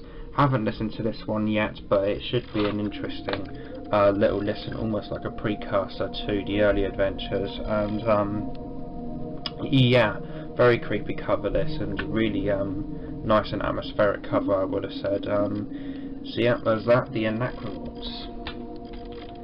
Then we have the Jigsaw War. I've heard this one's meant to be really good, but I haven't listened to it yet, so I am interested in giving this one a go eventually. Then we have The Beginning, one I have listened to, and first episode was absolutely fantastic, like just amazing, and then the second wasn't as good in my opinion. Average sort of audio this one is in my opinion, but I may give it another go and review it someday. So yeah, quite an interesting listen this was. Basically a prequel to An Unearthly Child, and showcases the escape from Gallifrey of the First Doctor and Susan, which is what the first episode sort of revolves around, and then the second goes into this sort of adventure on an alien planet. Yeah, first half is good, second half not so much in my opinion. Sort of an average audio that, but I may give it another go someday and re-listen to it and review it potentially. Then we have The War to End All Wars. Again, another one of the most highly praised Big Finish Companion Chronicles. Personally not much of a fan of this one personally. I've listened to it once and I didn't find it anything that good really, just sort of an average audio in my opinion, but may need to give it another go. I've only listened to it once. Then we have the Companion Chronicles, the First Doctor, Volume 1, containing the Sleeping Blood, the Unwinding World, the Founding Fathers, and the Locked Room. So yeah, I haven't listened to any of these yet, but I've heard that the Locked Room is a sequel to The War to End All Wars. So yeah, it should be an interesting listen, and I would like to get around to listening to this set eventually. Yeah, all of them sound really good. The stories, Sleeping Blood sounds good. Founding Fathers sound really good. So yeah, it just sounds like a really good set, that. Then we have the First Doctor Companion Chronicles, Volume 2, which contains the Fields of Terror, Across the Darkened City, the Bonfires of Vanity, and the Plague of Dreams. So yes, I've only listened to the Fields of Terror out of this audio set so far, and in my personal opinion it was an absolutely great little listen. The Fields of Terror was nothing too boundary pushing, neither is it anything too experimental or bold or daring, but it is a nice little 65 minute, 70 minute little listen, I would have said personally. Very atmospheric, very easy to follow story, and very just enjoyable, really. Nothing that's going to knock you over the head with massive, big, huge, daring, bold concepts, but it is a very nice, short and sweet 45 to an hour story, I would have said personally, and is worthy of a placement on the top 25 60s era stories in my opinion. An 8 out of 10. Quite enjoyed that one a lot, and it's a sequel to The Reign of Terror, one of the most underrated 60s era stories in my opinion, or an underrated Hartnell one, I would have said. Then we have the Second Doctor Companion Chronicles of Volume 1, which contains The Mouthless Dead, The Story of Extinction, The Integral, and The Edge. So yes, looking forward to all of the stories in this, I would have said personally, and I'm probably going to listen to this set before I do the top 10 60s era, or the top 25 60s era list, as all of the ones in here sound really, really good. I think the only one the one I'm least looking forward to is The Story of Extinction, but probably will prove me wrong. But yeah, just all of the stories sound pretty good. Mouthless Dead sounds a bit like the first story of the 6th Doctor, Last Adventure, The End of the Line. And The Edge also sounds really good, just sounds like a really good set in general, and I am looking forward to listening to this at some point.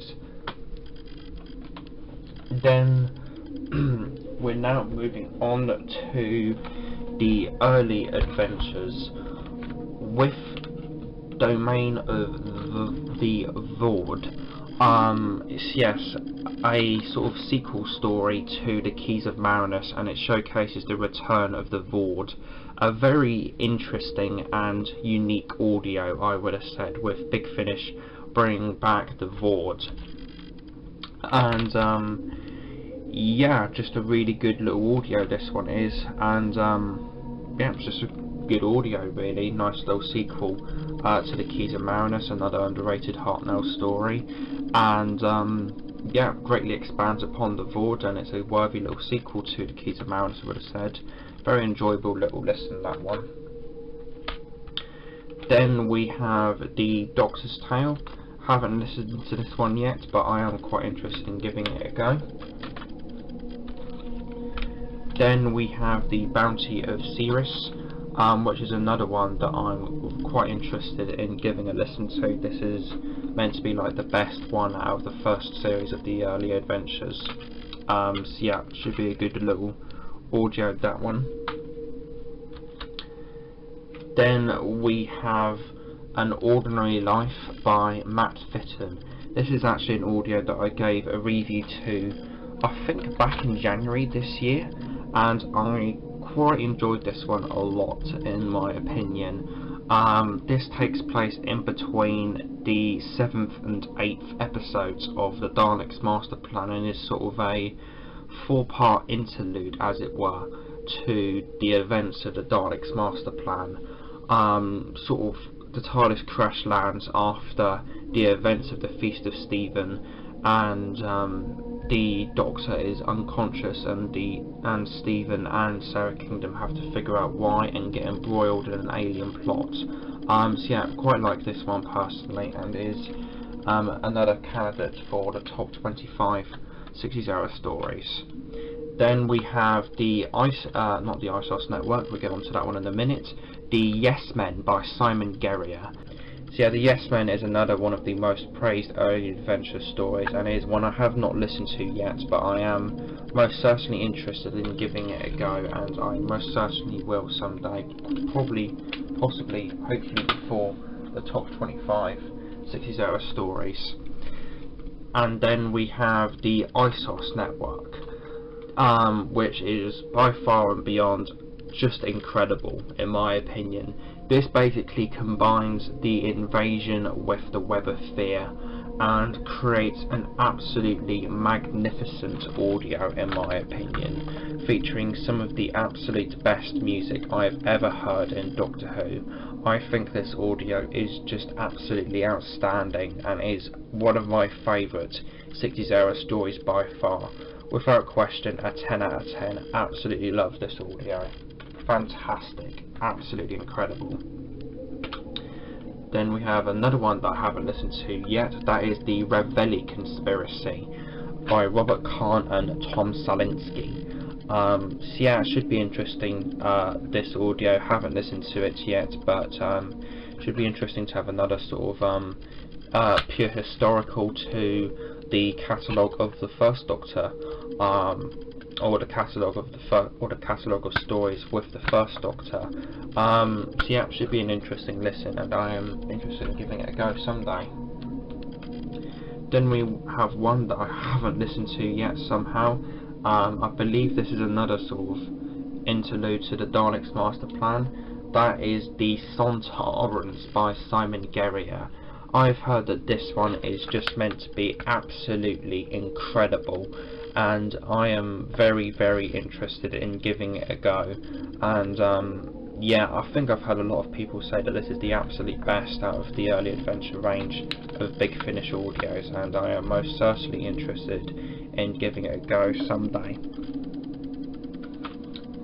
Then we have the Outliers. Again, meant to be absolutely fantastic, but I have not given this one a go yet, but it does most certainly interest me, definitely. So yeah, I've just heard this one's absolutely fantastic, and I am very interested in giving it a go. Then we have another early adventure that I've listened to. That is the Shrek of the World by Timothy X Attack. So yeah, I have listened to this one, and I thought it was a alright listen. Nothing absolutely amazing, but a good little 4-part early adventure, I want to say. Yeah, 7 out of 10, nothing too outstanding. Don't quite think it will make the cut for an honourable mention in the top 25 stories, neither a placement in it or a placement in the actual list, but yeah, still really good little story. Nothing I'll come back to right away, but it's still good. Then we have the last parts to my Big Finish section of my 60s era collection, with the Lost Story releases of 60s era, of which I have all of them, I believe. We have the Masters of Luxor. This is a story quite similar to the Daleks in my personal opinion. It has quite a similar plot, and sort of a similar, it has quite a similar plot to the Daleks, and I personally would say it's quite a bit better than the Daleks. Personally, I prefer this over to the Daleks, I would have said personally, and I've also got and read the script book as well, and I would say that was an absolutely fantastic read. So yeah, this is a really good audio, I would have said personally. So yeah, I'm not 100% sure where this would make it in my top 25 Cicada stories, but yeah, it's a good listen. Then we have the Rose Mariners. Absolutely fantastic audio this one is, in my opinion. Easily somewhere in the top 25 Cicada stories, in my opinion. I think this is just an absolutely great listen, and I would highly recommend the Rose Mariners. I would give this story about an 8 out of 10. Then we have the Dark Planet. This one is quite a bit like the Webbed Planet, but in my opinion quite a bit better, I would have said personally. The plot is really similar to the Webbed Planet, I would have said personally, and yeah, really good and interesting little listen this audio is, in my opinion. Definitely a contender for somewhere in the top 25 Cicada stories. Then we have one I haven't listened to yet, the Queen of Time. Heard this one's meant to be a really good audio, and I am most certainly interested in giving it a go.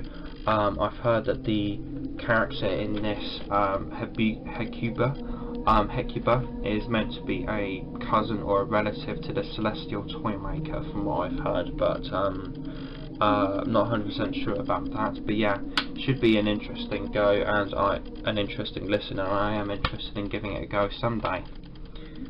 Then we have Lords of the Red Planet, which is basically Genesis of the Ice Warriors. I've heard that this audio is meant to be absolutely fantastic, and I am most certainly interested in giving it a go someday. So yeah, there we go, Lords of the Red Planet. Then we have the Lost Stories, the First Doctor box set, containing Farewell Great Macedon and the Fragile Yellow Arc of Fragrance. So yeah, I've listened to Farewell Great Macedon out of these two stories, and I think it's just absolutely fantastic. And yeah, definitely a story for the top 25 Cicada stories list, I would have said personally. And I personally really don't like the Fragile Yellow Arc of Fragrance. I know it's only a one episode test script or something like that originally, but the audio itself isn't that good, in my opinion. I only really think the box set's worthy for Farewell Great Macedon, but it's most certainly worth paying the price of the box set for Farewell Great Macedon, in my opinion, just because that's an absolutely fantastic, pure historical, and it's all about Alexander the Great. It's just an absolutely fantastic audio, that's Farewell Great Macedon, and is one of the best hot now pure historicals. Actually, I think I would even say it's the best hot now pure historical personally. Then we have the Second Doctor box set containing Prison in Space and the Daleks to Destroyers. Yeah, Prison in Space is an alright listen, in my personal opinion. I wasn't too much of a fan of it, bit of an average listen, but it dealt with some interesting concepts, I would have said, such as a female ran colony, and which is strongly against men, I think, from what I remember. I've only listened to the story once, and I was like around when I first got this box set. And then the Daleks the Destroyers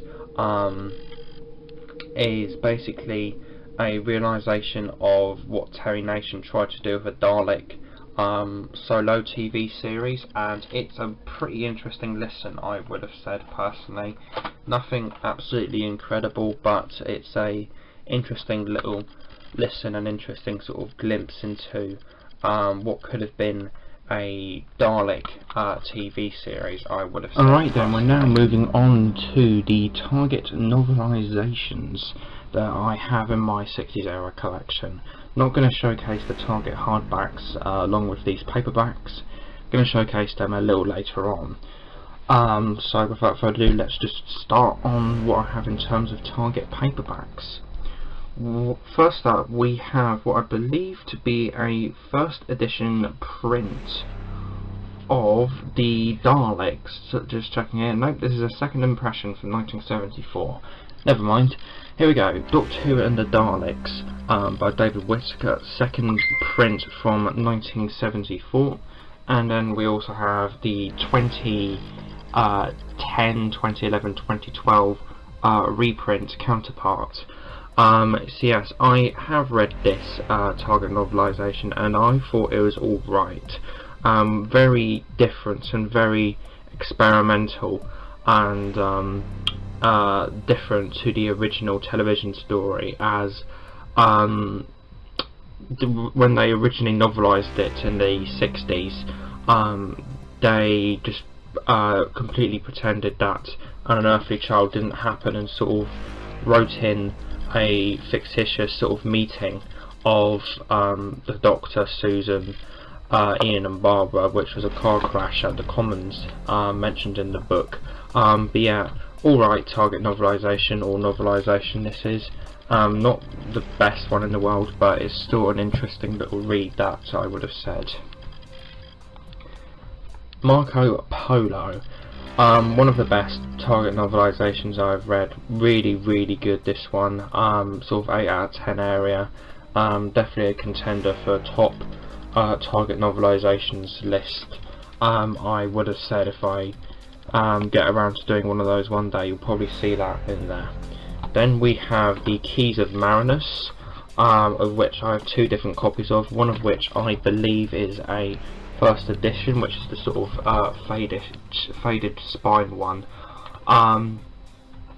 So yeah, published in 1980, that is a first edition. And the other one I have is reprinted from 1984, so 2 different editions of the Keys of Marinus here. Haven't read this one yet, but it's interesting to see Philip Hinchcliffe have a go at a 60s era story, so yeah, should be interesting to give that a go someday. Then we have the Aztecs. Haven't read this one yet. The Sensorites. Haven't read this one yet either, but Nigel Robinson is a really good target novelisation writer, I would have said personally, so maybe he makes the Sensorites better in this one.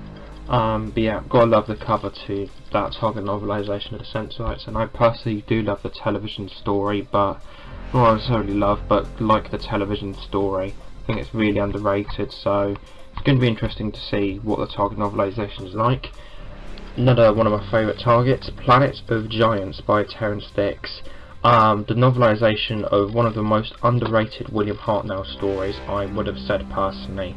So yeah, I think both Planet of Giants and both the television story and this are just fantastic. Planet of Giants in general is just a really nice sort of breath of fresh air, as it were. Very different 60s era Doctor Who story, and it's very, very enjoyable in my opinion, and really, really good. But yeah, it ends on quite an interesting line, as you can see, of this target novelisation. Outside in the ruins of London, the Daleks were waiting. So yeah, and indeed they were waiting. In this next one, the Dalek Invasion of Earth, also by Terrance Dicks. So yes, would love to track down a Alan Wingate hardback of this book someday. But yeah, haven't read this one yet, but I personally really like the original television story. I think it's just great, classic 60s era Doctor Who story in my opinion. But yeah, it should be interesting to give this one a read someday, as I do love the original television story and the original, and I have listened to the audio book of that, and I do remember the audio book being really good, so that should be an interesting read right there. Then we have the Romans, one of the few target novelisations that is actually done in diary entry format, which is really interesting. Haven't read any of the target novelisations that do that yet, but it should be interesting to give that a go someday. Then we have the fairly recent reprint of the Zarbi. Read this, fantastic novelisation once again. One of my personal favourite novelisations, really good this one.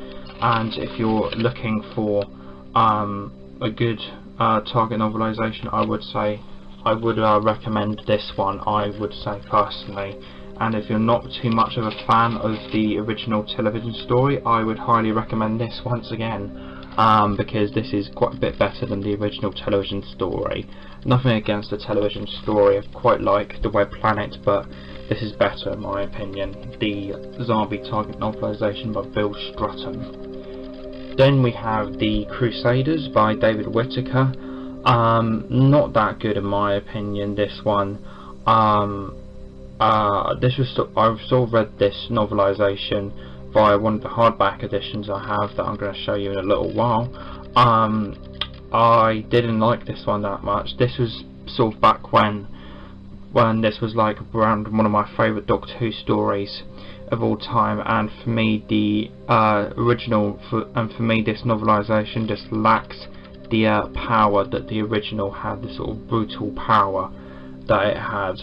So yeah, a bit of a disappointing one that, but yeah, there we go. The Space Museum, haven't read this one yet. And the Time Meddler, again, haven't read this one yet.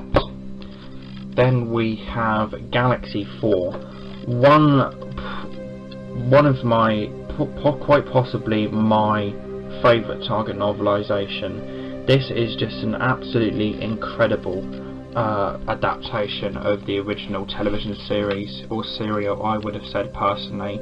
Here William Ems manages to transform what is originally quite an innocent and in a ways passive Doctor Who story into something so much grander, so much more epic and brutal. It just transforms it into this very bleak and atmospheric and all-out battle for survival. I think this is just an absolutely fantastic target novelisation, and is a contender for my favourite target novelisation of all time, that I would have said personally. Absolutely love the target novelisation of Galaxy 4 personally. Then we moving on to this next little stack that I have, first one of which is a Star Classics 2-in-1 re-release of The Mythmakers and the Gunfighters. Haven't read this book yet, haven't read either entry in this yet, but it's sort of an interesting little oddity book, as it were, to have in the collection, sort of a nice sort of talking point, as it were, as I don't have any of these other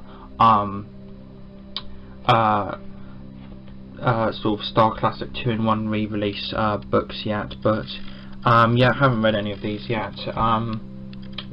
Don't really have much interest in reading either, as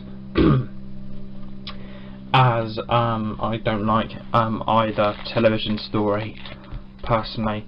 Then we have the Daleks Master Plan Part 1, Mission to the Unknown, and the first 6 episodes of the Daleks Master Plan. So, The Nightmare Begins, Day of Armageddon, Devil's Planet, The Traitors, Counterplot, and Colonus of the Sun. So yeah, this is absolutely fantastic, this target novelisation, and John Peel did a really good job with novelising the Daleks Master Plan television serial. I think this is a fantastic little read, and I love the sort of details and stuff he gives to various things that didn't get that much detail in the original television story, such as the alien delegates are given quite a bit more depth and description than they were in the original television story. But yeah, fantastic part to the Daleks Master Plan novelisation. This is just fantastic. Would highly recommend that. Then we have the second part, The Mutation of Time. So the Feast of Stephen, Volcano, Golden Death, Escape Switch, The Abandoned Planet, and the Destruction of Time. So yes, Once again, another great target novelisation. This not quite as good as Mission, I would have said personally, as I find that the Feast of Stephen and Volcano are a bit harder to get into in this form, or I found them a bit harder to get into when I first read this. So yeah, very good target novelisation once again, and it is a really good and satisfactory part 2 to the Daleks Master Plan novelisation, and the title is quite interesting as that's actually an alternative working title for the Daleks Master Plan episode 12, which had a lot of different sort of titles for the episode that was considered for it. Eventually the BBC went for the Destruction of Time, but the Mutation of Time was one that they considered naming the episode, so it's interesting that this is sort of named after that, as it were. Then we have the Ark. Funny enough, the first Doctor Who book I read in 2018. I have no idea why I chose this, but so yeah, it's a pretty good target novelisation. Not a massive fan of the original television story, but it's still a good little read, I would have said. On par with like a 6 or a 7 out of 10, I would have said personally. Then we have The Savages by Ian Stewart Black. Haven't read this one yet. Then we have the reprint edition of The 10th Planet. Again, haven't read this one yet, but I've heard that's a really good target novelisation. Would also like to quickly mention this, which I forgot to put into the original recording of my target paperback section of this collection video, which is this. This is a early copy of the 10th Planet target novelisation, which I believe is from it's a third impression from 1980s, hand signed by Anarchy Wills. So yeah, this I bought off of eBay for I think only £4 actually, which is sort of the main reason why I got it. I just saw it for so cheap and I just thought, why not, might as well get it. But yeah, there's that pretty interesting little third edition of the 10th Planet target paperback, hand signed by Anarchy Wills. Then we have The Power of the Daleks, which is a good target novelisation, I would have said personally.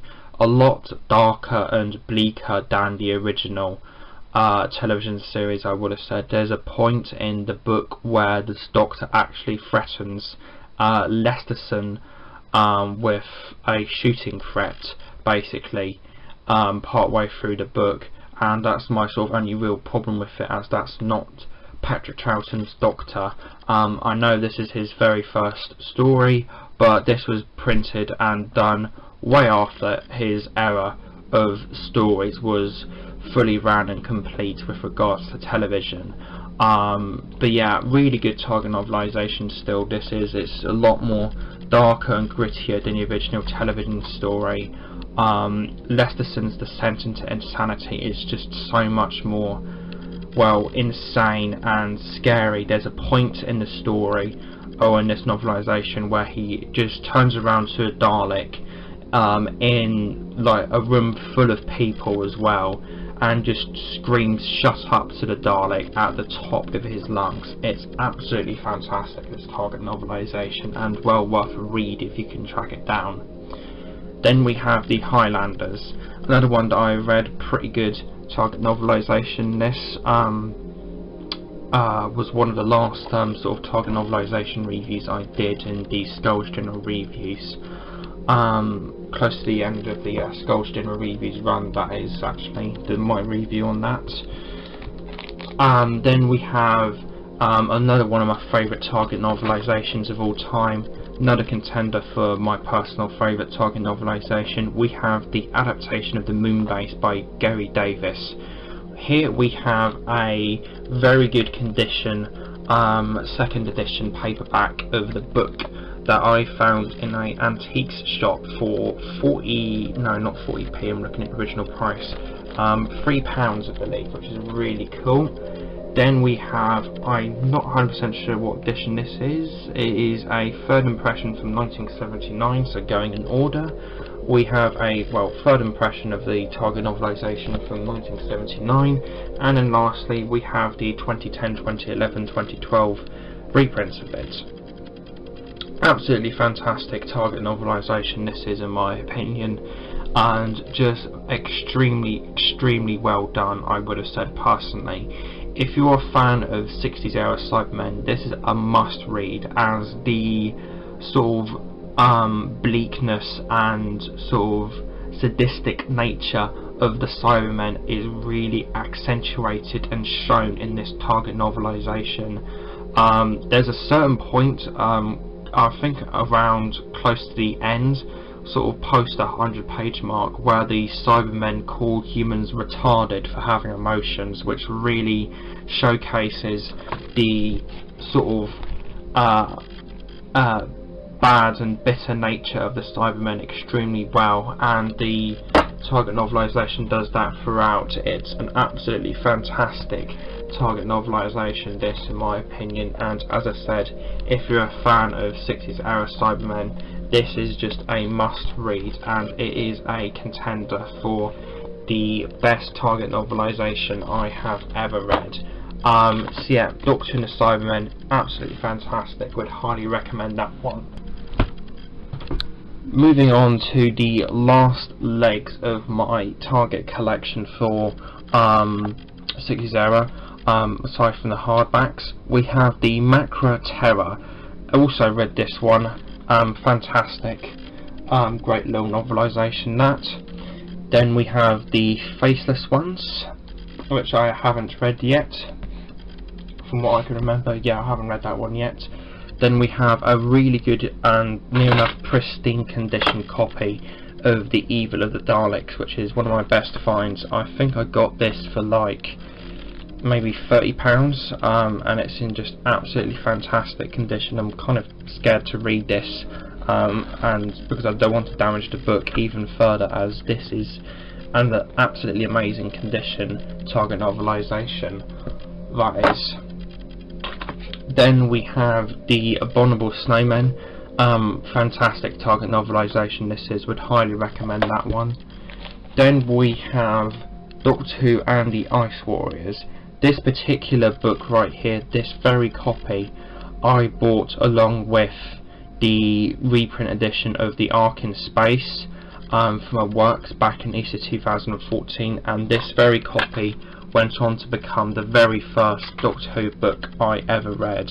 So yeah, absolutely fantastic Target novelisation this is, in my opinion, and it holds quite a significant and special place in me, as this was the very first Doctor Who book I ever read, and I still love it to this day. Haven't read it since I first read it back in 2014, but still absolutely fantastic novelisation, absolutely love that one. Next up we have the recent reprint edition of the Web of Fear, which is hand signed by Chris Archelios and Terence Dix. This was one of those copies hand signed at the sort of signing they did for when these were first released back in 2016, I want to say. But yeah, I've read this one, and it is a great little Target novelisation this is, in my opinion. Possibly not quite as atmospheric as the original, but still a pretty good little Target novelisation this is, in my opinion. Around a 7 out of 10 I want to say for that. Then we have Fury from the Deep, which is one of the absolute best Target novelisations I've ever read, and it is the adaptation of what in my opinion is the best 60s era Doctor Who television story that there ever was, the only one that scores a 10 out of 10 in my opinion with regards to original television. But yeah, this is an absolutely fantastic novelisation. This was the anti-penultimate episode of, or was the penultimate episode of the Skulls General Review, so like the Highlanders, this was quite close to the end of that run, or that series' run, and Abominable Snowmen was the anti-penultimate. But yeah, absolutely fantastic novelisation that is. Would highly recommend that one. Then we have The Wheel in Space, another one that I have reviewed, and that was sort of around when I reviewed the Highlanders. So another one fairly close to the end of the Skulls Journal reviews. But yeah, absolutely fantastic novelisation once again, and it is a great little read, I would have said personally, and managed to track down this copy for £20, which I thought was pretty good, which is a pretty good price for the story in novelisation form, as this is one of the rarer Target novelisations. But yeah, fantastic that is. I believe that is the rarest Target paperback you can get. Then for some reason we have two different copies of The Invasion, one of which I believe is a first edition. Not quite sure which one it is, but you might be able to tell on camera the text on the spine for Doctor Who The Invasion is slightly darker than the other one, as you might be able to see. But yeah, this is a very interesting Target novelisation, not exactly the best one in the world, but it's still alright, I guess. Ian Marter was sort of well known for making his Target novelisation sort of appeal to more sort of mature audiences and sort of more teenagery audiences, as he did use sort of swear words occasionally in his Target novelisations, which I believe did cause a bit of controversy back in the day, such as in this one, Packer says something about the Doctor, then "oh, I'll get that bastard," which, as you may expect from a sort of fairly kid-friendly series of books, that was pretty controversial. But yeah, this is an alright adaptation of The Invasion. Decent enough, I guess, around a 6 or a 7 out of 10. Alrighty then, we now shift on into the original fiction section of my 60s era collection with regards to the books, and me being an absolutely nuts person about 60s era Doctor Who, what I'm about to showcase is near enough a complete collection of that genre with regards to Doctor Who books. There's only a handful more that I need, and I'm pretty close to having every single original fiction book of 60s era Doctor Who ever done, which is pretty awesome. I haven't arranged the books that I'm about to showcase here into any order for today's video. It's just going to be one big onslaught of books. But without further ado, let us begin with the Virgin Missing Adventures, of which I have all of them, I think. Yeah, I think I've got all of them. We have Venusian Lullaby. Haven't read this one yet, but this is a bit of a, I don't know, a mixed Doctor Who book, maybe a tad controversial. Yeah, haven't read this one yet, but it does sound like quite an interesting one, especially with that quote on the back. Probably won't be reading that one anytime soon, but not against the possibility of reading it someday. When we have the Empire of Glass, this is another one that I haven't read yet, but I am pretty interested in doing so, actually. I would have said personally, this sounds like a really interesting sort of fantasy type of Doctor Who book. I would have said it sounds really interesting, and I am wanting to give this one a go someday. And this one's even more interesting as this one actually has illustrations in it. I think this is probably one of the, if not the only, Virgin Missing Adventure to have illustrations in it, but I could be wrong about that. But yeah, really interested in reading this one. Gives me vibes of the Big Finish audio, The Stones of Venice, which is a fantastic audio in my opinion, so I'm interested in giving that one a go. Then we have The Sorcerer's Apprentice. This is another one that I have not read yet, but I am interested in giving it a go. But yeah, seems like sort of fantasy type of Doctor Who with this one, which is something the first Doctor didn't really have, or hasn't really had much of. The only real one that I can think of is the Celestial Toymaker. But yeah, this one should be an interesting little read, and I am interested in giving it a go someday. And from what I've experienced, Christopher Bulis is a pretty damn good Doctor Who writer, so I'm interested in giving that one a go. Invasion of the Cat People, another one that I haven't read, and I probably won't be giving it a go anytime soon. I've heard this is like the dark horse of the Virgin New Adventures. This is like an absolutely terrible book, and the only thing that really interests me is the furry characters, as I am a furry and I am slightly interested in giving this book for a go for that reason alone, but that's probably not even going to be strong enough to lure me into reading this book. But yeah, I probably won't be reading that one anytime soon. It's just nice to have for the collection. Then we have The Menagerie. Once again, I have not read this one yet. There's quite a bit that I haven't read yet, but I am interested in giving this one a go. Seems like a really interesting and good one, this. I like the sound of the synopsis, and it sounds like a pretty short and pretty succinct little Virgin missing adventure, and I am interested in giving this one a go.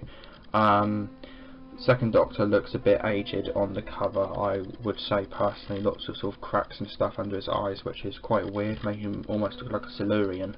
But yeah, this is one that I'm interested in giving a read. Then we have The Man in the Velvet Mask. Daniel Mahoney is one of my favourite Doctor Who authors of all time. His Virgin New Adventure, Falls to Shadow, and his Telos novella, The Cabinet of Light, are two of my favourite Doctor Who books, hand down. However, with this, I've tried to read it a couple of times now, and I just can't get into it. This is the dud from Daniel O'Mahony, in my opinion. I've never finished reading this Doctor Who book, but maybe one day I'll get into it and finally finish reading it. But yeah, not really a lot to say on that one. Then we have Twilight of the Gods by Christopher Bulis. I've heard that this leads into the dark path, so for that reason alone I am interested in giving this one a read, but at the same time I've heard that this one is meant to be a bit of a bad Doctor Who book, as it were, but I am still interested in giving it a go, and I am a fan of the Web Planet personally, so who knows, maybe this one will really surprise me. Then we have the only Virgin missing adventure that I'll be showcasing today that I've actually read. That is The Plotters by Gareth Roberts. Basically, this is a Doctor Who pure historical novel that is based around the Guy Fawkes London bombings. A very interesting and even great read, I would have said personally. I think this is a really good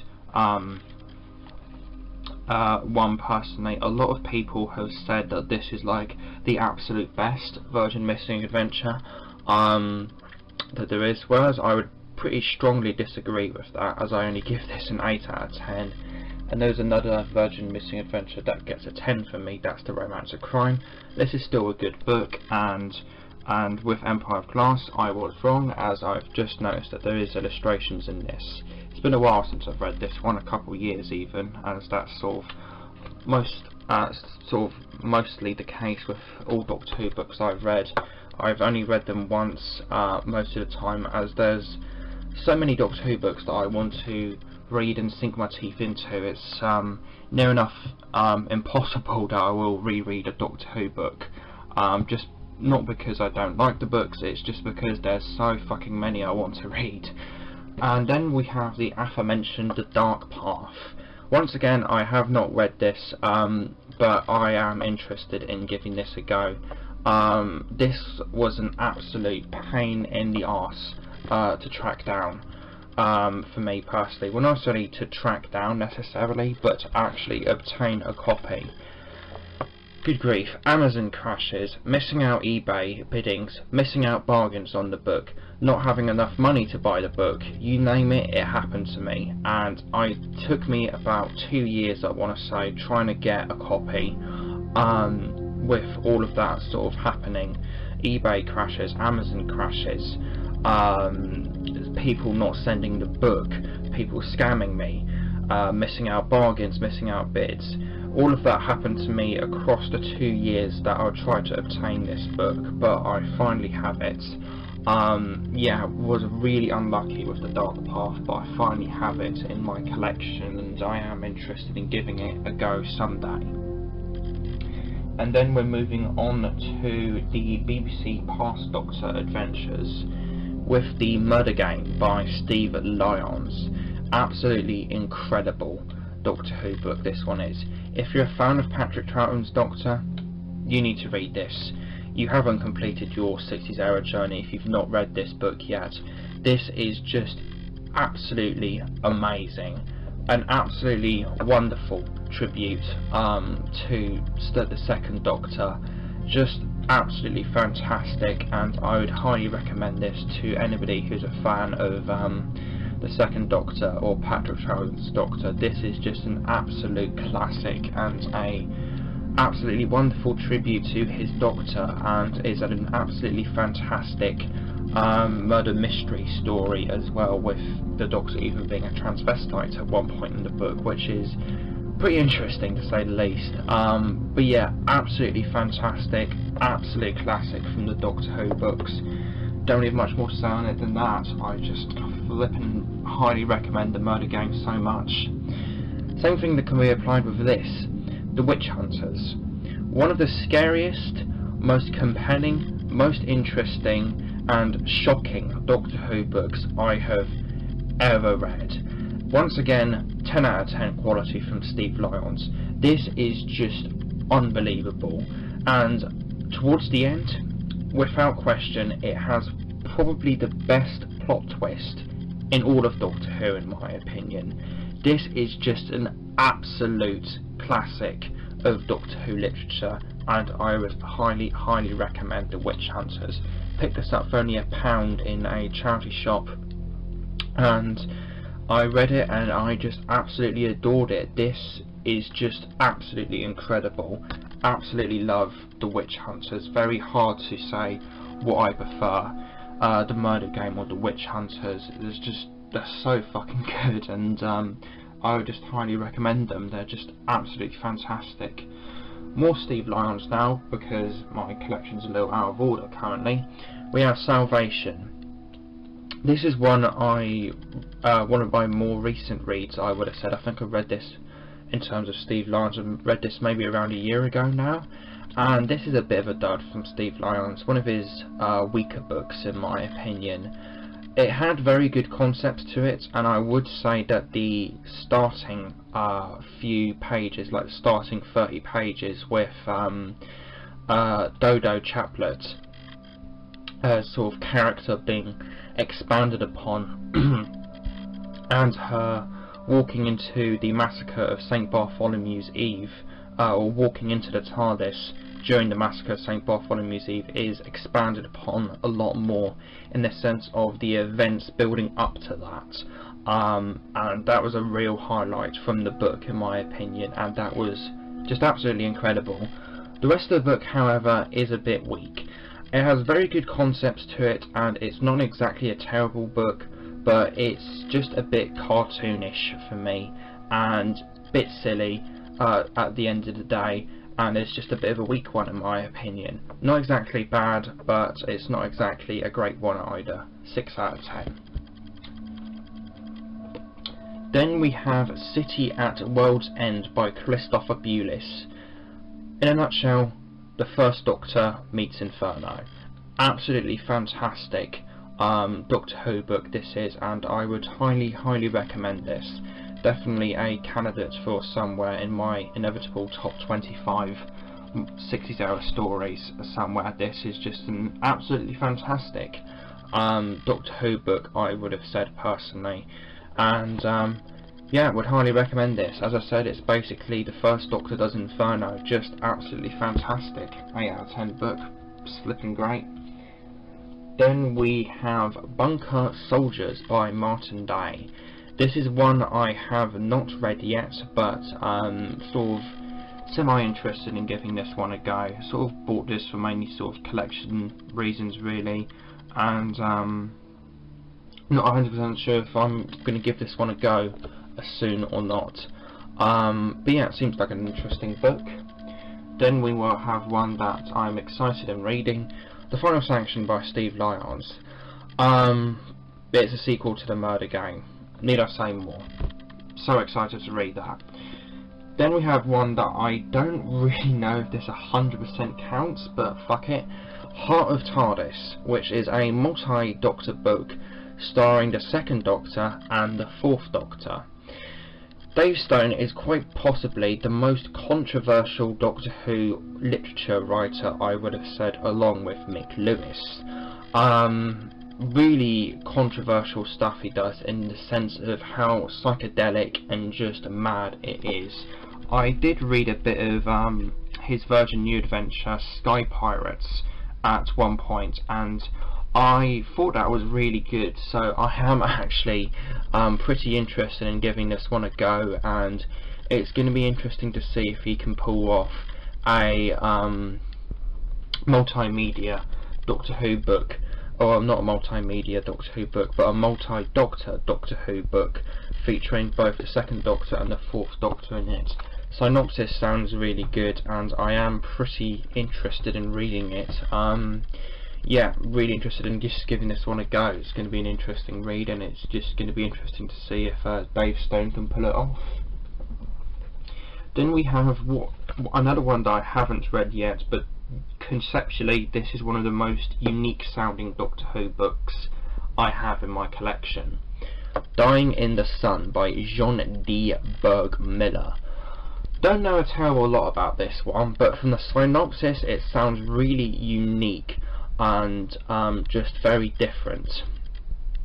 While the Doctor assists the police with their inquiries, Starlight Pictures are preparing to release their most eagerly anticipated movie yet, Dying in the Sun, a film that rumours say will change the motion picture industry forever. Suspecting that the film holds secrets more terrifying than anyone could ever have imagined, the Doctor decides to do everything in his power to stop it from being released. In Hollywood, however, it is the movie studios that hold all the power. So yes, really interesting sounding Doctor Who book this one is, and I am interested in giving it a go someday, and it's nice to have more 2nd Doctor Ben and Polly stories without Jamie, as that's a really underutilised TARDIS team. Then we have Byzantium by Keith Topping. Similar thing with Martin Day's Bunker Soldiers. I bought this at the same time as Bunker Soldiers, and again I got this sort of for collection purposes really. Don't think I'll be giving this one a go anytime soon. It sounds like a bit like the Myth Makers, which kind of puts me off of it, as I'm not a fan of the Myth Makers personally. But yeah, I probably won't be giving this one a go anytime soon. It's just sort of nice to have in the collection really. Then we have probably the mother of all controversial 60s era Doctor Who books. Holy crap, Combat Rock. Have not read this one yet, but I would like to and review it, which is probably which I'm probably going to regret. I have heard so many things about this book that just make me, I don't know, cringe and just make me wheel backwards in terms of, wow, that is messed up.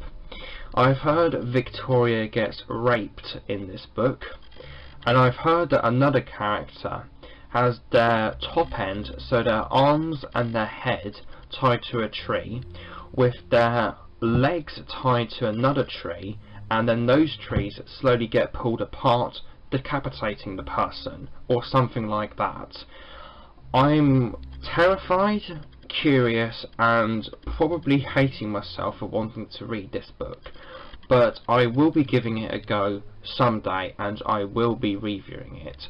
I am really scared of reading this book, and I am just really fucking terrified for this book. And at the end of all of the books, they're published by the BBC, I think there's like a bit about the author, like at the end, just like a short little paragraph about it, and flipping hell, the one to Combat Rock is an absolute cracker.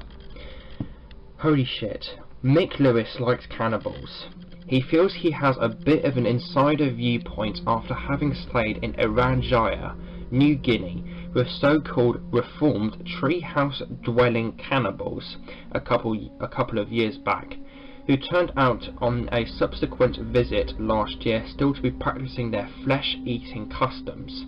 His girlfriend is also descended from Javanese cannibals, and one of his friends is a female tattooed Dayak, whose grandparents only recently kicked the habit.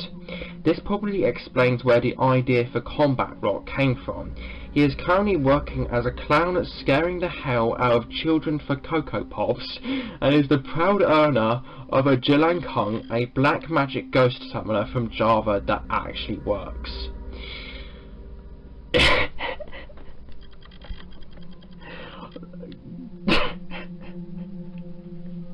Do I need to say anything about that? Like, what the actual fuck? Next up we have the Colony of Lies. Lies is very much the best way to describe this book. It's advertised on the back as being a 2nd Doctor, Zoe and Jamie, and 7th Doctor and Ace book. However, apparently the 7th Doctor and Ace only appear in the prologue and the epilogue of the book, with the whole 2nd Doctor part being a flashback from those Doctors, from that Doctor, the 7th. So yeah, slightly interested in giving this one a go. It's probably not going to be an amazing book by any means, but yeah, it's going to be interesting to give a go someday. Alright, we're finally moving back on to the realms of what I have read. The 11th Tiger by David A. McKenty. I was really anticipating this one. I read this at around a point where I just adored pure historical Doctor Who stories. Like, I pretty much liked every single William Hartnell one that there was, and as such I was really interested in giving this one a read, in terms of it being like a tribute to those Doctor Who stories. And where it was, in a sense, it still was a bit of a disappointing Doctor Who book, this one is, in my opinion. Yeah, really interesting Doctor Who book. Not a bit of an average Doctor Who book, that one is. Sort of 6 out of 10, don't really have much more to say on it than that. Then we have the rarest past Doctor adventure of them all, and one I haven't read, The Indestructible Man by Simon Messingham. Yeah, going to be interesting to give this one a go. I've heard there's a lot of references to, I believe it's Jerry Anderson's, like Captain Scarlet, Stingray and stuff like that in it, and a lot of references to shows like that. But yeah, I am interested in giving this book a go someday. But yeah, it sounds like a pretty good Doctor Who book, that, and I am interested in giving it a go. Then we have World Game by Terrance Dicks, which is has a mass misprint on it of no Doctor Who logo being on the spine, which is really bizarre and unique. But yeah, World Game. Absolutely love the cover to this book, but I don't personally love the book. Basically, Terrance Dicks across multiple Doctor Who books in the 8th Doctor, Virgin New Adventure, and Past Doctor Adventure range of books, or ranges of books rather. He, in my view, tried to create a sequel series to the War Games, starting up with Players and ending with this, with other installments being such as Time Worm, Exodus, and Endgame, and several other books, sort of all planning out to be a sequel to the War Games. And I have read the novel Players, which sort of started it all up.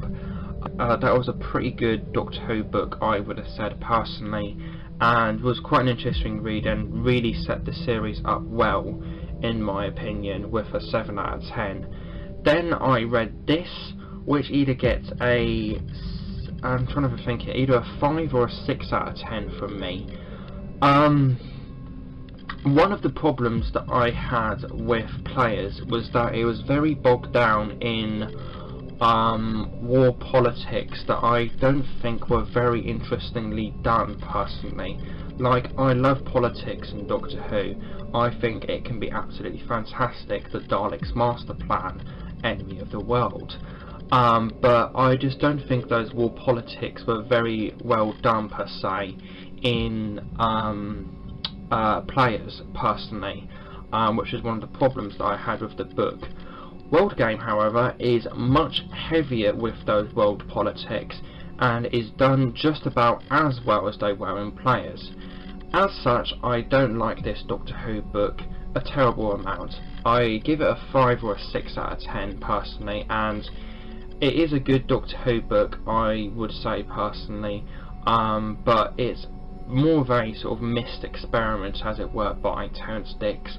I have reviewed both players and this on the channel before, so if you want to check out my sort of full thoughts on those books, by all means check out those reviews.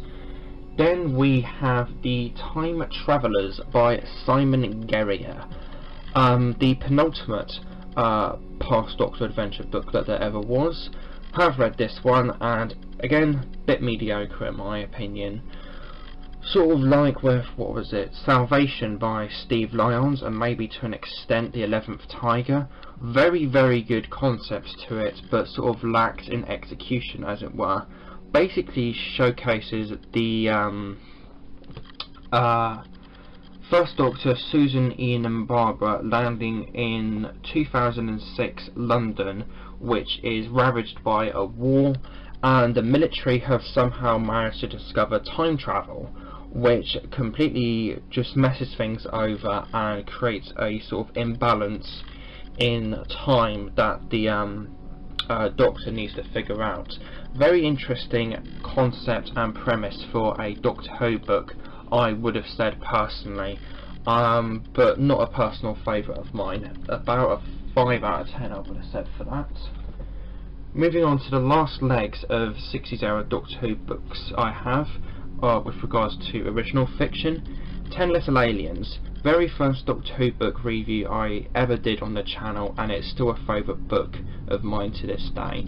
Absolutely fantastic, really gritty and nasty Doctor Who book this one is, in my opinion. Just fantastic little sci-fi, hardcore sci-fi romp, I would have said, 9 out of 10. Dreams of Empire, as you can see we're sort of moving on to sort of other bits and bobs I have with regards to original fiction, 60s era Doctor Who, so like 50th anniversary reprints and stuff like that. But yeah, Dreams of Empire, really interesting Doctor Who book this one is, in my opinion. About a 7 out of 10 I would have said. Yeah, really enjoyable, really good Doctor Who book. Has a lot about chess in it, from what I can remember. But yeah, really like this one personally, and I would say it's worth an honourable mention for top 25 60s era Doctor Who stories, in my opinion personally. Not a lot of people like Dreams of Empire, but I personally do. I think it's great. Witch Hunters, I've already talked about this, bloody masterpiece.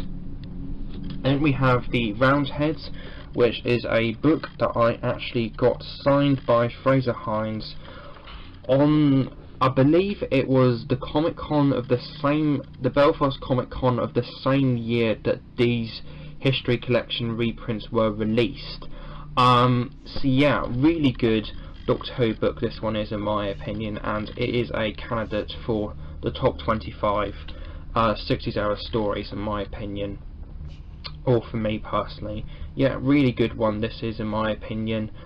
Quite companion driven, but I still really like it a lot. Nice fun historical romp, I would have said personally. Then we have a book that I'm currently reading, that is The Wheel of Ice by Stephen Baxter, which is one of the chunkiest 60s era Doctor Who books there is, to my knowledge, totaling at 330 pages.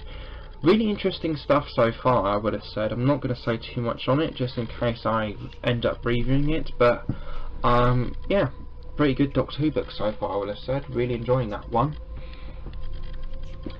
Then we have Time and Relative by Kim Newman. This is one of the two 60s era Telos novellas that I have, and this being the deluxe edition of it. So yeah, fantastic story this is, in my opinion. Easily somewhere in the top 25 60s era stories, I would have said personally. This is just absolutely fantastic. 8 out of 10, absolutely magnificent, short and sweet little prequel story to An Unearthly Child.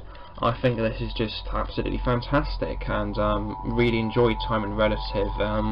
Fantastic Telos novella that is, in my opinion, and it's another one that I have reviewed, so if you want to know my full thoughts on that, go check it out. And with most of these 60s era books, I have reviewed them.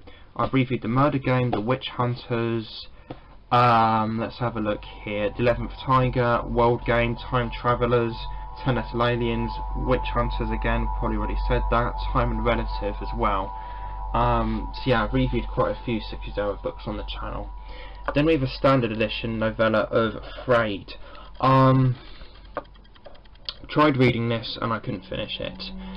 This is like 10 Little Aliens, but gruesome, but just absolutely awful this book is, in my opinion. I couldn't finish this. Oh Jesus Christ, I really didn't like this personally.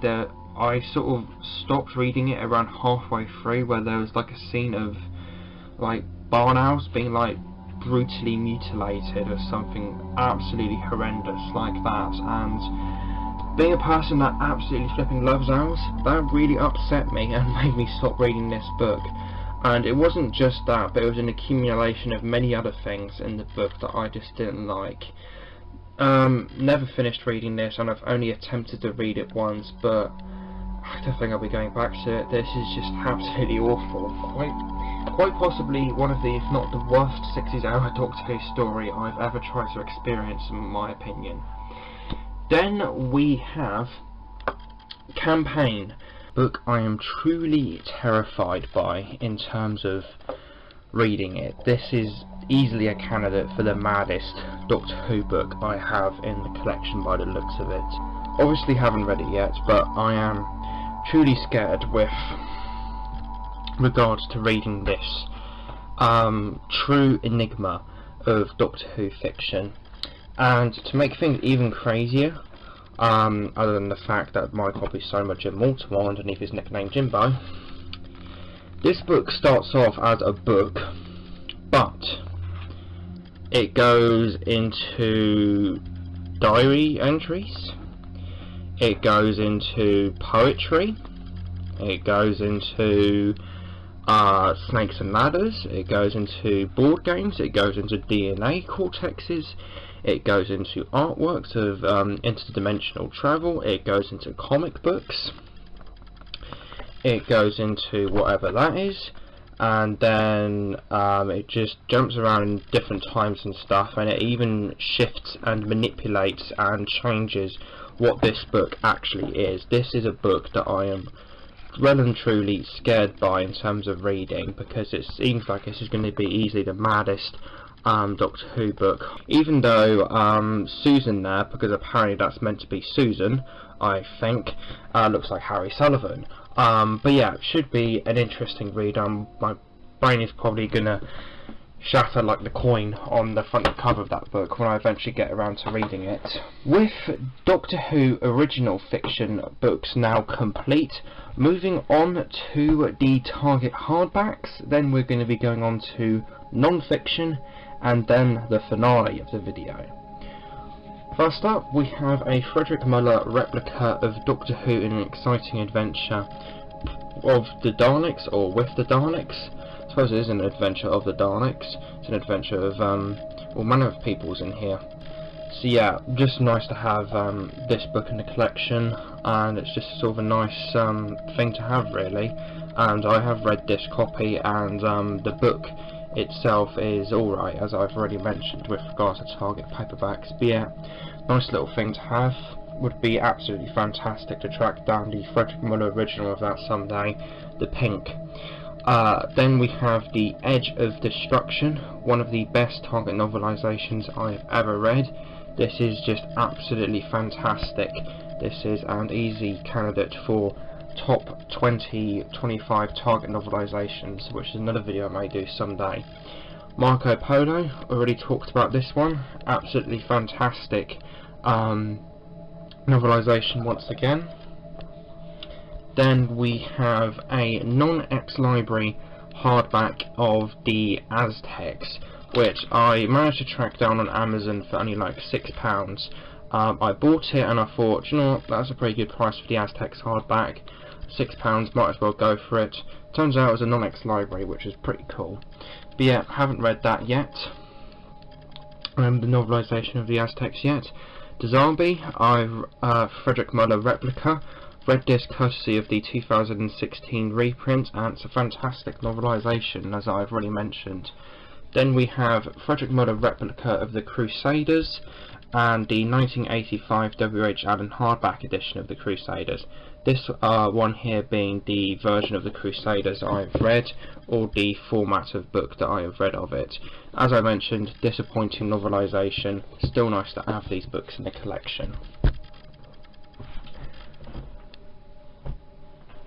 Then we have the Space Museum W.H. Allen hardback. Haven't read this one yet, but it's nice to have it in the collection, and as I already mentioned with Target paperbacks, haven't read this one yet, and I'm not a massive fan of the television story.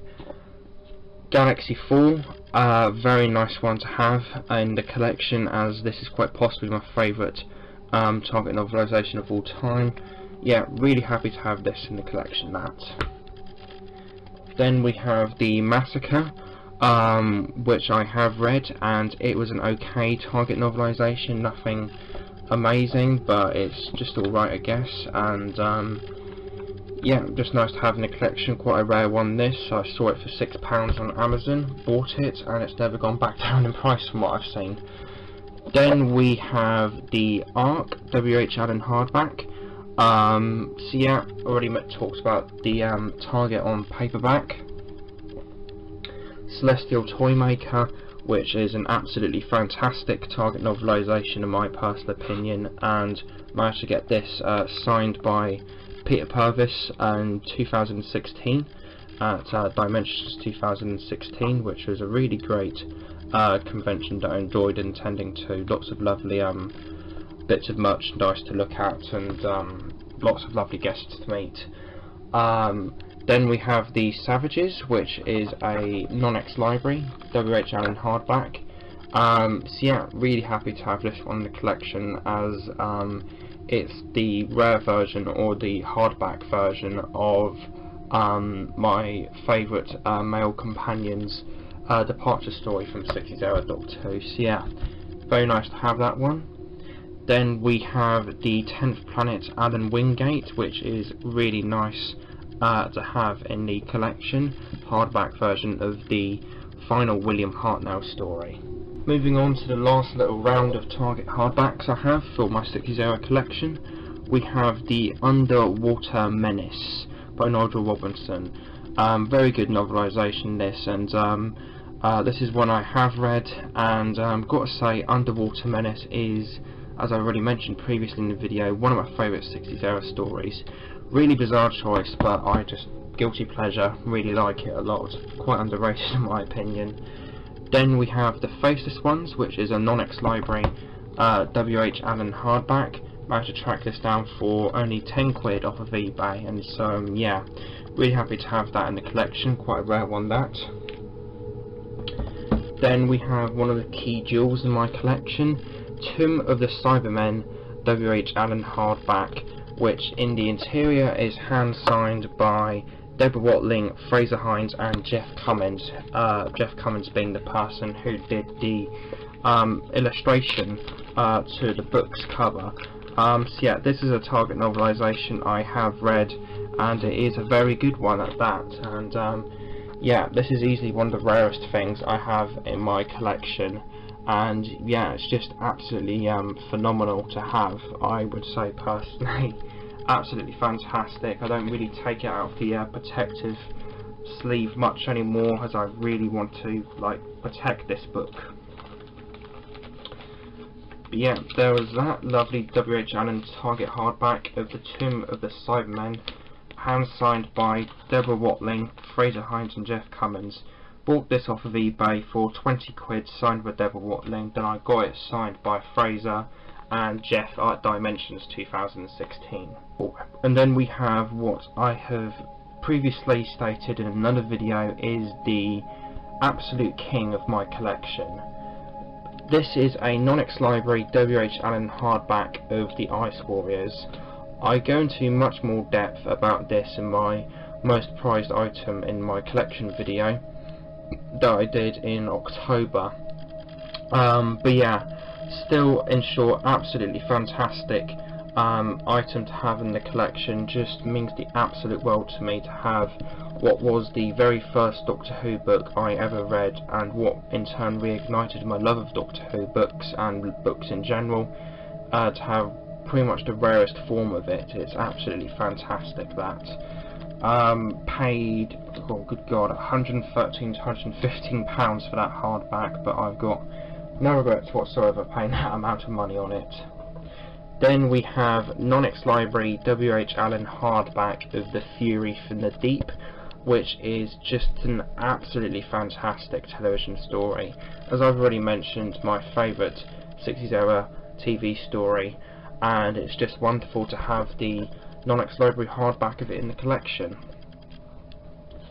Then we have The Dominators, which again is another fantastic 60s era story, quite underrated in my opinion, 8 out of 10, candidate for low-end entry on the top 25 60s era stories, or an honourable mention. And for the final Target hardback in my 60s era collection, I have the non-X Library W.H. Allen hardback of The Mind Robber, which is absolutely fantastic to have in the collection, as The Mind Robber was the very first 60s era story that I ever watched, and what got me into 60s Doctor Who in the first place, and what slowly started my love for 60s era Doctor Who. But yeah, there we go, lovely non-X Library W.H. Allen hardback of The Mind Robber by Peter Ling. So from the Target hardbacks we go into non-fiction 60s era Doctor Who, or what I have of that in my collection, which is a nice little amount here, which will lead us quite nicely into the finale of the video. First up we have Complete History Stories 1 and 2, 10,000 BC and the Mutants. So yeah, the Complete History range of books is an absolutely fantastic range of books, and I would highly recommend them. Stories 7 to 9, Silencyde, The Reign of Terror and Planet of Giants. But yeah, absolutely love looking through these volumes of the Complete History, as it's really fascinating just to see and read about the creation of stories from my favourite era of Doctor Who, which is why I love these books so much. Stories 14 to 17, The Crusade, The Space Museum, The Chase and the Time Meddler. Don't have all of these Complete History books yet with regards to 60s era Doctor Who, but I would like to complete that goal someday and get the remaining ones that I need. Stories 18 to 21, Galaxy 4, Mission to the Unknown, The Mythmakers and the Daleks Master Plan. Very fascinating read that one is, as I still have quite a big soft spot for the Daleks Master Plan, even though I don't like it as much as I did a couple years ago. Still love it for how experimental of a story it is. Stories 26 to 29, The Savages, The War Machines, The Smugglers and the 10th Planet. So yeah, another fascinating little read, as all the Complete Histories are. Then we have my only second Doctor one, Stories 38 to 41, The Abominable Snowmen, The Ice Warriors, The Enemy of the World and the Web of Fear. So yeah, as I said, we'd like to get the remaining Complete History instalments for 60s era Doctor Who. I think that would just be an absolutely fantastic thing to get. Then I can just read about the creation of every single 60s era Doctor Who story, which is, oh boy, quite a big fantasy of mine. Then we have a couple really rare Telos deluxe books.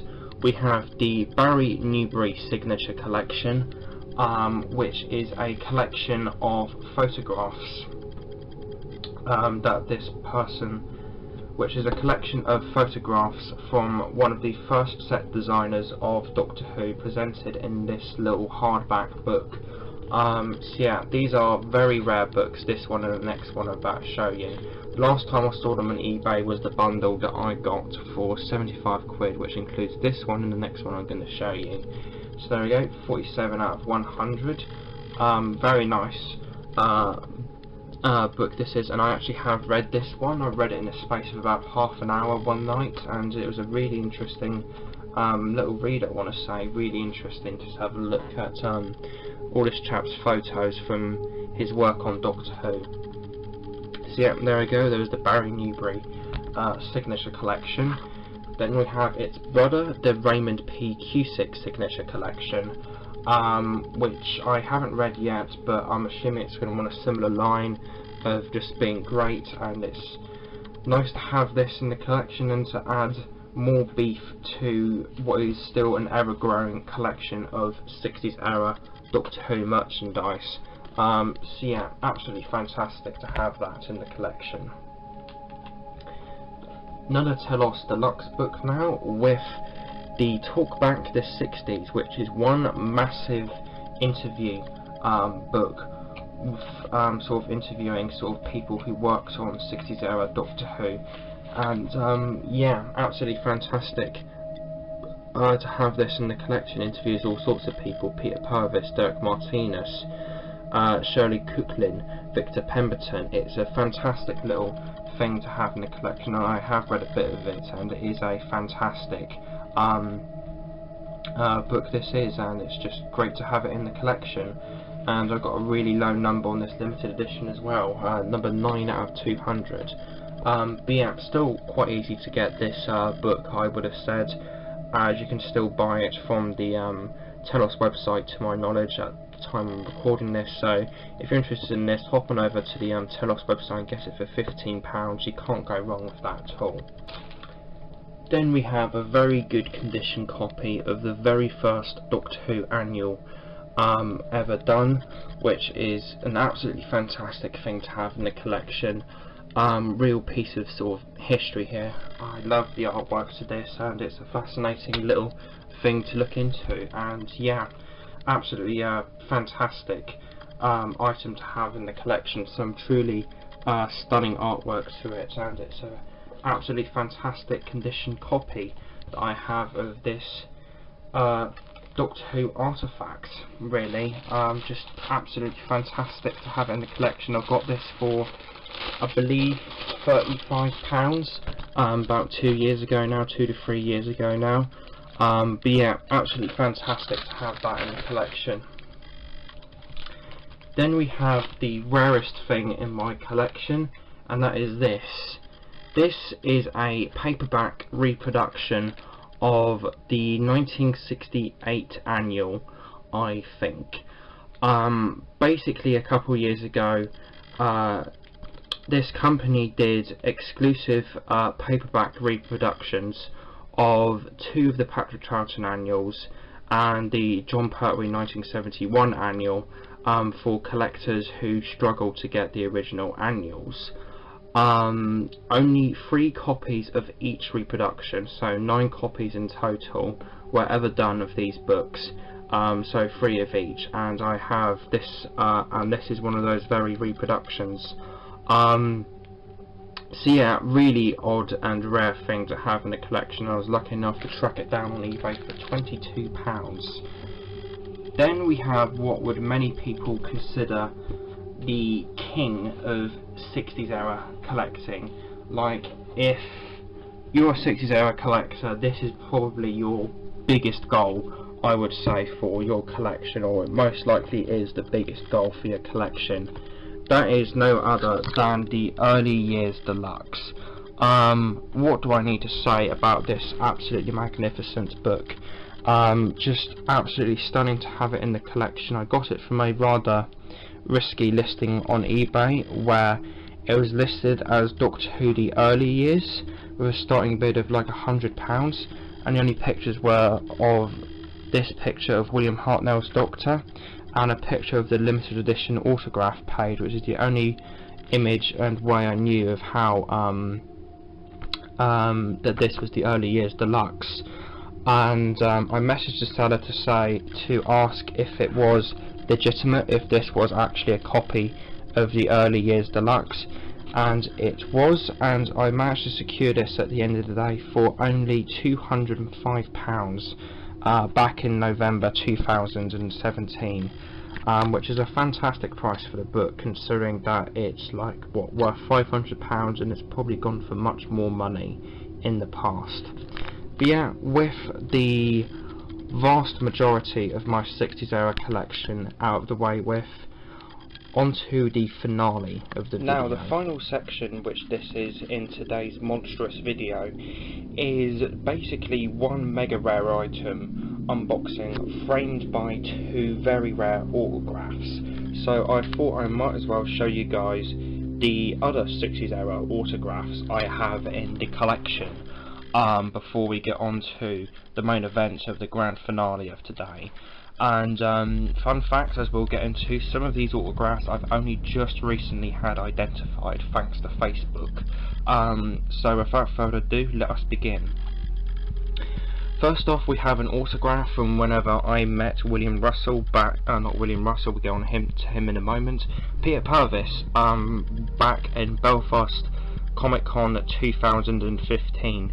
As you can see, he signed it to Ewan. Best wishes, Peter Purvis 2015, down there just above his cup. So yeah, I have this on display. Absolutely stunning thing to have on display. Really like that one a lot. Then inside my Doctor Who photographs, still promo images and autograph collection booklet thing, which I've named it that for some reason, we have more 60s era autographs, as you would expect. So, just sort of getting this sort of held down, we have William Russell's autograph here. Back in Belfast Comic Con 2014, the very first Belfast Comic Con I ever went to, guests Paul McGann and William Russell were there, and admittedly I was far too nervous to go up to them and actually meet them, and yes, I do have a lot of regrets now. However, my dad went up to William Russell and got this autograph for me from him. So it says, "To Ewan, good watching days Ewan, William Russell," as I believe my dad said to William that 60s era Doctor Who was my favourite, and that William Hartnell was like my favourite Doctor, or William Russell was or Ian was like my favourite companion, or something like that. But yeah, there's that. Have regrets not meeting William Russell, but it's still really cool to have a personalised autograph from him in my collection. Then we have something that I actually bought at Dublin Comic Con 2014. I keep saying Dublin Comic Con, Belfast Comic Con 2014. We have William Russell and Carol Ann Ford on a very nice picture of Marco Polo with a certificate of authenticity in the back there. So yeah, I picked this up for 35 quid from Belfast Comic Con 2014, and it's an absolutely stunning little piece to have in the collection. I love Carol Ann Ford's autograph personally. I love how she's connecting the C, the A, and then the F with the big sweeping line. It's just absolutely gorgeous autograph. Then we have, flipping past Jenna Louise Coleman, we have this quite hilarious still promotional picture from the Daleks Master Plan episode 1, The Nightmare Begins. This I bought off of a seller on eBay quite a while ago now, along with another item which is pretty damn cool. That item being this.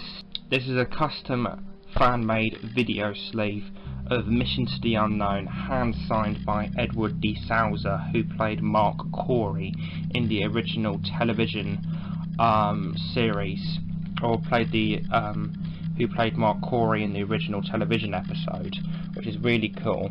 Now, skipping past some Doctor Who magazine stuff, we have the sort of main meat of the video, the really interesting stuff.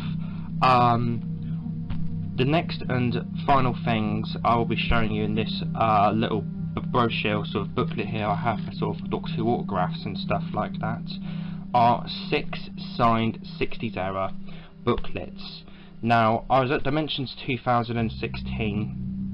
They had hundreds upon hundreds of signed booklets from multiple eras of Doctor Who, Lost TV episode soundtracks, audiobooks, Big Finish, you name it, it was there, and then they were sort of and the seller sort of had them all sort of signed and whatnot, and just lying unprotected in these huge massive cardboard boxes scraping up against each other for only £5 each. And I don't really know if the seller knew what he was selling or not, and quite a few of the autographs on these that I'm about to show you, I didn't know who they were or who they were signed by, or who the autograph belonged to rather, until recently.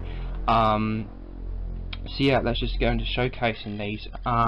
So first off, we have the Romans, hand signed by Nick Evans, who played Didas in the original television episode.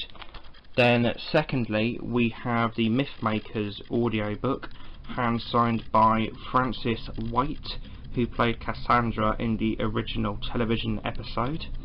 Then we have a Marco Polo radio collection booklet, hand signed by William Russell, who played Ian, as you'd probably know, and Zienna Merton, who played Ping Cho. Zienna Merton, of which recently passed away, unfortunately, which is pretty damn sad actually. She really wanted to see Marco Polo recovered, and she'll never be able to. It's quite sad really, but cool to have her autograph in my collection. Then we have the Ark, which is signed on the top hand side here by Ian Frost, who played Baku in the original television story. Then here we have Jackie Lane, who of course played Dodo in the original TV story. Then this one down here is Terence Baylor, who played Yendum in the original television story.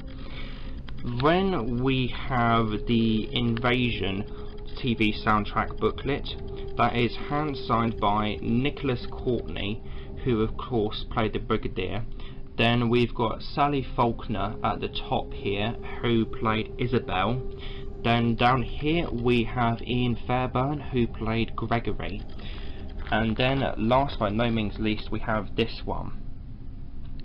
This is the War Machine's Lost TV episode soundtrack, hand signed by Alan Curtis, who played Major Green in the original television story. And then the one bottom down here is John Cater, who played Crimpton in the original television story.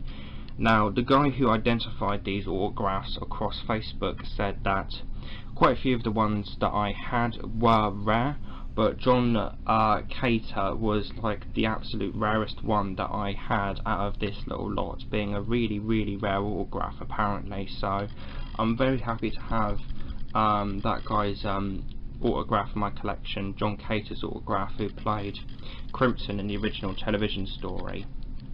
So yeah, that's really, really cool to have. And yeah, as I said, I got these for only £5 each. They were just lying about unprotected in the in these huge cardboard boxes, just rubbing up against each other. No real protection as to protecting the booklets or the autographs, and there was nothing with regards to identification as to the autographs. They were just all bunged in cardboard boxes and being sold for £5 each, and I managed to rescue 6. And as such, as you can see, I've put all of them in these little slip cases for CD booklets and CDs, as you can see here, and now they just sit in my sort of autograph folder collection. But yeah, really cool to have these signed booklets in the collection. Some really rare stuff in here, as I mentioned, which is really cool, especially this one, William Russell and Zienna Merton on Marco Polo, one of the most legendary Doctor Who stories ever made, and one of the most iconic arguably. So yeah, just absolutely fantastic to have these signed CD booklets in the collection. Alright then, we now move on to the final section and part of this massive 60s era collection video. I'm going to open up with a bit of an obscure one, for sure. And I bidded on this item I'm about to showcase and unbox for you guys, only for real sort of one aspect of it, and I ended up getting this particular item for only £50 I think, which is really good, as I only bidded on this particular item in particular for one particular aspect about it, and I've seen that particular aspect sell before on eBay for 150 to £200 before. It's crazy money what this particular thing goes for. But yeah, time to start making sense. What this item is a copy of the Doctor Who Programme Guide, Volume 1, the Programmes, by Jean-Marc L'Officer, hand signed to the very top of the cover by Sir Patrick Troughton. So yes, as you would probably expect, I mainly bidded on this item only because of the Patrick Troughton autograph, as he is my second favourite Doctor of all time, and I thought, oh, this might be a good way of getting his autograph in my collection, and indeed it was. As I said, I've seen Patrick Troughton's autograph sell for so much money in the past, £200 even, I think, and I ended up getting this for a pretty good price, I would have said, which was £50, and as I said, I mainly bidded on this, or I only really bidded on this for Patrick Troughton's autograph, and I had quite a few people across Facebook confirm this as genuine in a 60s era group of Doctor Who, and yeah, just don't really know what else to say on this really, just sort of really happy to have this particular item in my collection. Seller sent it in this sort of protective sort of case, all sort of taped up to keep the book nice and protected, and I don't really have any intentions of taking it out. I just sort of want to protect this as much as possible, as the book itself I wasn't really too much interested in. It was just Patrick Troughton's autograph that I really bidded on this for, and if I wanted to take a look at the book, I would just buy another copy of the book. But yeah, I may end up framing this someday, I'm not quite sure, but it is very nice to have his autograph in my collection. And the eBay seller that I bought this from apparently bought it back in 2007 or something like that, off of another eBay seller, of which was based in America, and that eBay seller got it hand signed in person, which is really cool if you think about it, as the very last convention Patrick Troughton ever attended before his death was a convention somewhere in America. He was a couple days in attendance of the convention, which lasted much more than a few days. Then on like one of the middle days of the convention, he died of a heart attack that morning. It's possible that this very book was hand signed by Patrick Troughton at the convention that he died at, possibly, which is really cool and adds a sort of eerie layer to this autograph. But that's just some mad conspiracy theory on my end. But either ways, at the end of the day, I'm just happy to have Patrick Troughton's autograph in my collection, and I probably will end up framing this someday. But yeah, I don't really have much more to say other than that. That was a copy of the Doctor Who Programme Guide, Volume 1, the Programmes, hand signed to the top of the cover by Patrick Troughton. In this video today, I have showcased a vast multitude of 60s era merchandise, some of which I have gotten for absolute bargains, such as I got a Non-X Library WH and hardback, the faceless ones, for only £10 at one point. But this just about tops all of the bargains that I've showcased in this video. Not only that, it tops pretty much every other bargain I have showcased on my channel. This bargain that I'm about to showcase is truly unbelievable. This is a book that I've seen go for like 90 quid, 100 quid in the past, and even stories of it going for 150 to 250 plus pounds in the past. So for the fact that I actually got this book for only £30 is an absolute bargain. And when I showcase the book, it's just going to become even more shocking at the fact that I got this book for £30. As this book holds a huge significance with collectors, and by some inexplicable miracle, I got this very significant book for only £30, which I am still shocked by to this day. So, enough of this introduction. Let's find out what the hell is in this parcel. As you would expect, I am unbelievably excited about this. This is a book that I have wanted for ages, and I have only just gotten around to getting it. And this is one book that in particular gets just rarer and rarer as time goes on. So, for the fact that I got this for £30 in this day and age of Doctor Who collecting is truly unflipping believable. Oh my Christ. Oh my God. Oh my God, and I can confirm that I did not get scammed by the seller as well. And oh my God, because it's easy to scam people with this particular book. Oh my God, I am absolutely shaking right now. Oh my flipping God. Oh my God.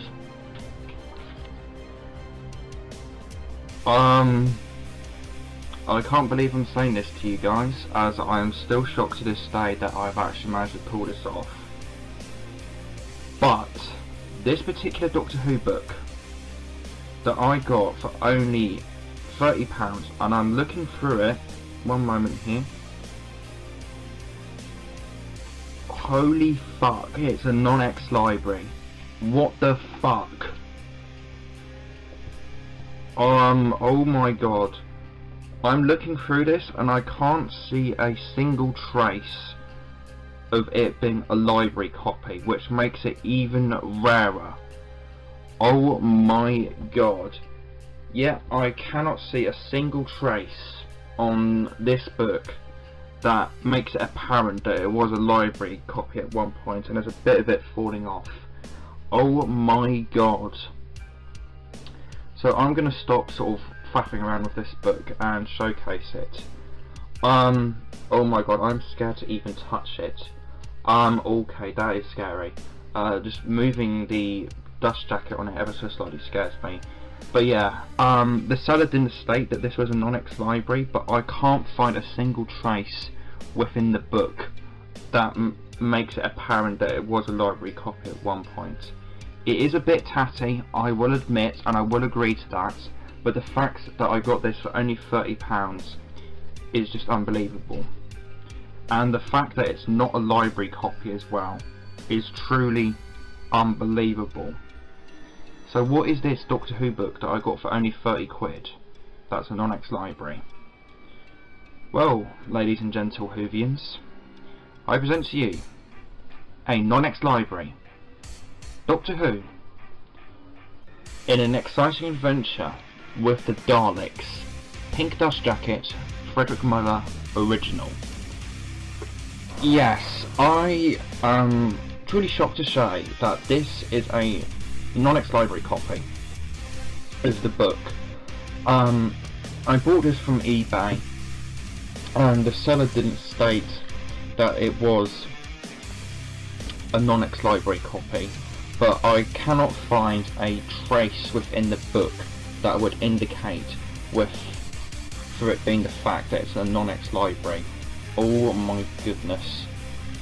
Yeah, I am truly shocked to say this, but I don't even know what to say right now. I'm just stuttering and scrambling for words at this point. I am just in complete and utter shock that I have got this Doctor Who book for only 30 quid. And for the fact that it appears to be a Nonix library as well is absolutely incredible. And I don't think I have really much more to say on it than that. This is a first edition Nonix library hardback of the very first Doctor Who book ever published, and I am unbelievably shocked that I have this. When was this published? This is like, good grief, I think 1964, I want to say. Yeah, 1964. This book is 55 years old by this point, and I have it in the collection, the very first Doctor Who book ever published, and I'm just shocked and honoured to have it, and I cannot believe I have this hugely significant piece of Doctor Who merchandise in the collection. I am so shocked and honoured to have it, and it's an absolutely amazing item to add to what is an ever-growing and ever-expanding collection of 60s era merchandise. And this is where it started it all. The very first Doctor Who book ever published, all the way back in 1964. I am so shocked and honoured that I have this Doctor Who book, and the fact that this is a Nonix library as well, by the looks of it. As you can see from the frontal pages of the book, I cannot see a single trace of this being a Nonix library. I am so shocked that I have this in my collection.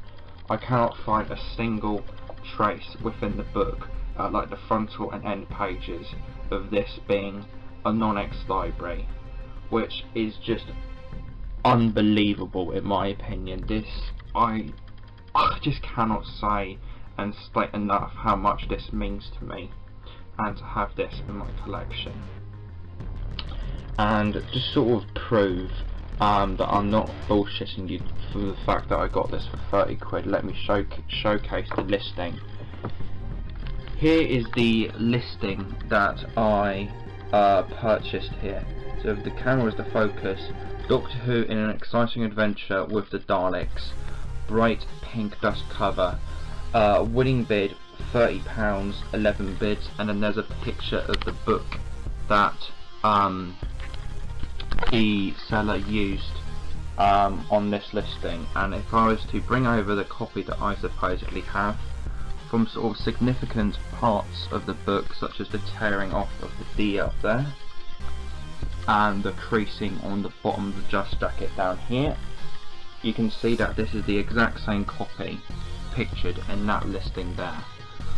So yes, I did get this absolute beauty of a Doctor Who book for only £30, and I am so unbelievably happy about that so much. And so there we go guys, there was my updated 1960s era Doctor Who collection for 2018, and holy shit, what a way to end it. With this item here, a Nonix Library Frederick Muller original, pink, of Doctor Who An Exciting Adventure of the Daleks. I thought it was with this item that the video would see its climax. But no. I spotted another item on eBay that I wanted, and it's going to be that item that I closed. There's a little tear in the corner, as that was me trying to make sure that this was my item, as it is coming up to my birthday. So I've got to kind of be careful about stuff like that, just in case it's something for my birthday and I'm not supposed to see it yet. But either ways, it's safe to say I took quite a big gamble with this item, I want to say. In fact, quite possibly the biggest gamble I've ever taken with any Doctor Who thing. Yeah, when I posted to this on the Facebook group, I had quite a few people saying that it wasn't genuine. However, I am personally confident that it is a genuine item. So, what this is a copy of the 1965 Doctor Who annual, the very first Doctor Who annual ever printed,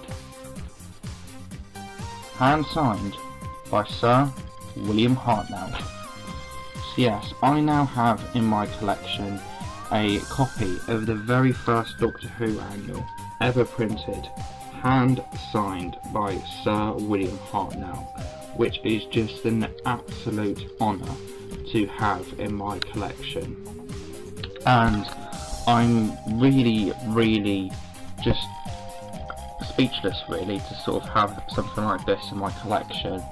William Hartnell's Doctor, as you know, is my favourite Doctor of all time, so just to have Sir William Hartnell's autograph on the very first Doctor Who annual in my collection is just absolutely unreal. His Doctor is my favourite Doctor of all time, and it's just absolutely brilliant what his Doctor brought to the show. Just forget about Twice Upon a Time because Stephen Moffat's a retard. But yeah, William Hartnell just brought so much to the show in my opinion, with his performance and his portrayal of the Doctor, and it's just absolutely amazing to have this in my collection, and I'm not 100% sure what else to really say on it really. It's a copy of the very first Doctor Who annual ever, hand signed by Sir William Hartnell. But yeah, I don't really know much what else to say on this personally. As I said, I think it's kind of one of those items that just sort of speaks for itself really, and I am truly honoured and shocked to have this in the collection. And I am quite shocked at the price that I got this for as well. I paid unbelievably only something like $83.50 for this, which is pretty amazing. The annual itself isn't in the best condition in the world, as you can clearly see, but I remember a couple of years ago there was like 2 buy it nows of the very first Doctor Who annual, this one hand signed by Sir William Hartnell, and the second ever Doctor Who annual also hand signed by William Hartnell from the same seller for like £550 buy it now and £650 buy it now. And yeah, I'm just shocked that I managed to get this for only $83.50, and I think a lot of people may have been scared off by the fact that the autograph might have been a fake, as I posted to Facebook my win of this on a 60s era group where many people confirmed that this was authentic, and a lot of people said that this was a fake autograph. Personally, I'm under the belief that it's real, and I compared it a lot to genuine William Hartnell autographs, and I saw a lot of similarities to it and other William Hartnell autographs, and I personally believe it's genuine. And I think because of some people thinking that the autograph might have been a fake, not as many people as you would expect bid on it, which ended up me securing it for a really cheap price really, of only $83.50. I mean, I've seen it for like, as I said, I nearly saw it for like nearly what, 6 times that amount over that a couple of years ago. So but yeah, just really happy and honoured to have Sir William Hartnell's autograph in my collection, and I think it's just an absolutely incredible way to end this video with a copy of the very first Doctor Who annual ever, hand signed by Sir William Hartnell. So yes, that was my updated 1960s era collection for 2018. which, believe it or not, was not all that I had with regards to the error, as I had decided not to feature action figures, a realm of the show I don't really collect at all. As you can tell, this was a massive project, and will be the longest not live streamed video I will ever upload to the channel. Not only that, it marks my full return to YouTube from the hiatus I went on a couple months ago. Either before or after this video, I will have uploaded a video entitled The Return, The Look Back, The Look Forward, The New. One huge rambly video about my plans for this channel, and where I am going to be taking it with the series' Fox reviews and excursus of a Fox. The reason I bring this up here is mainly because that this will be my last collection video for a good while. I have other ideas and for other collection videos in the future come 2019, but with the channel now primarily going in a critical direction, it is definite that the collection videos will become much rarer from me. But either ways, I hope you guys enjoyed this video. It was absolutely amazing to put together and to construct this behemoth of a video over the past 2 months now, as I think I recorded that Frederick Muller unboxing back in September. And I am very happy with how it's turned out. And I will be seeing you all next time, either in The Return, The Look Back, The Look Forward, The New, or a special prelude episode of Excursus of a Fox entitled Furries, It's Time to Fight Back, which will lead into the next 5 to 6 odd episodes of this series. Either ways, like, favorite, comment, subscribe. I hope you enjoyed this unique video. Pitch Skull Black, dematerializing.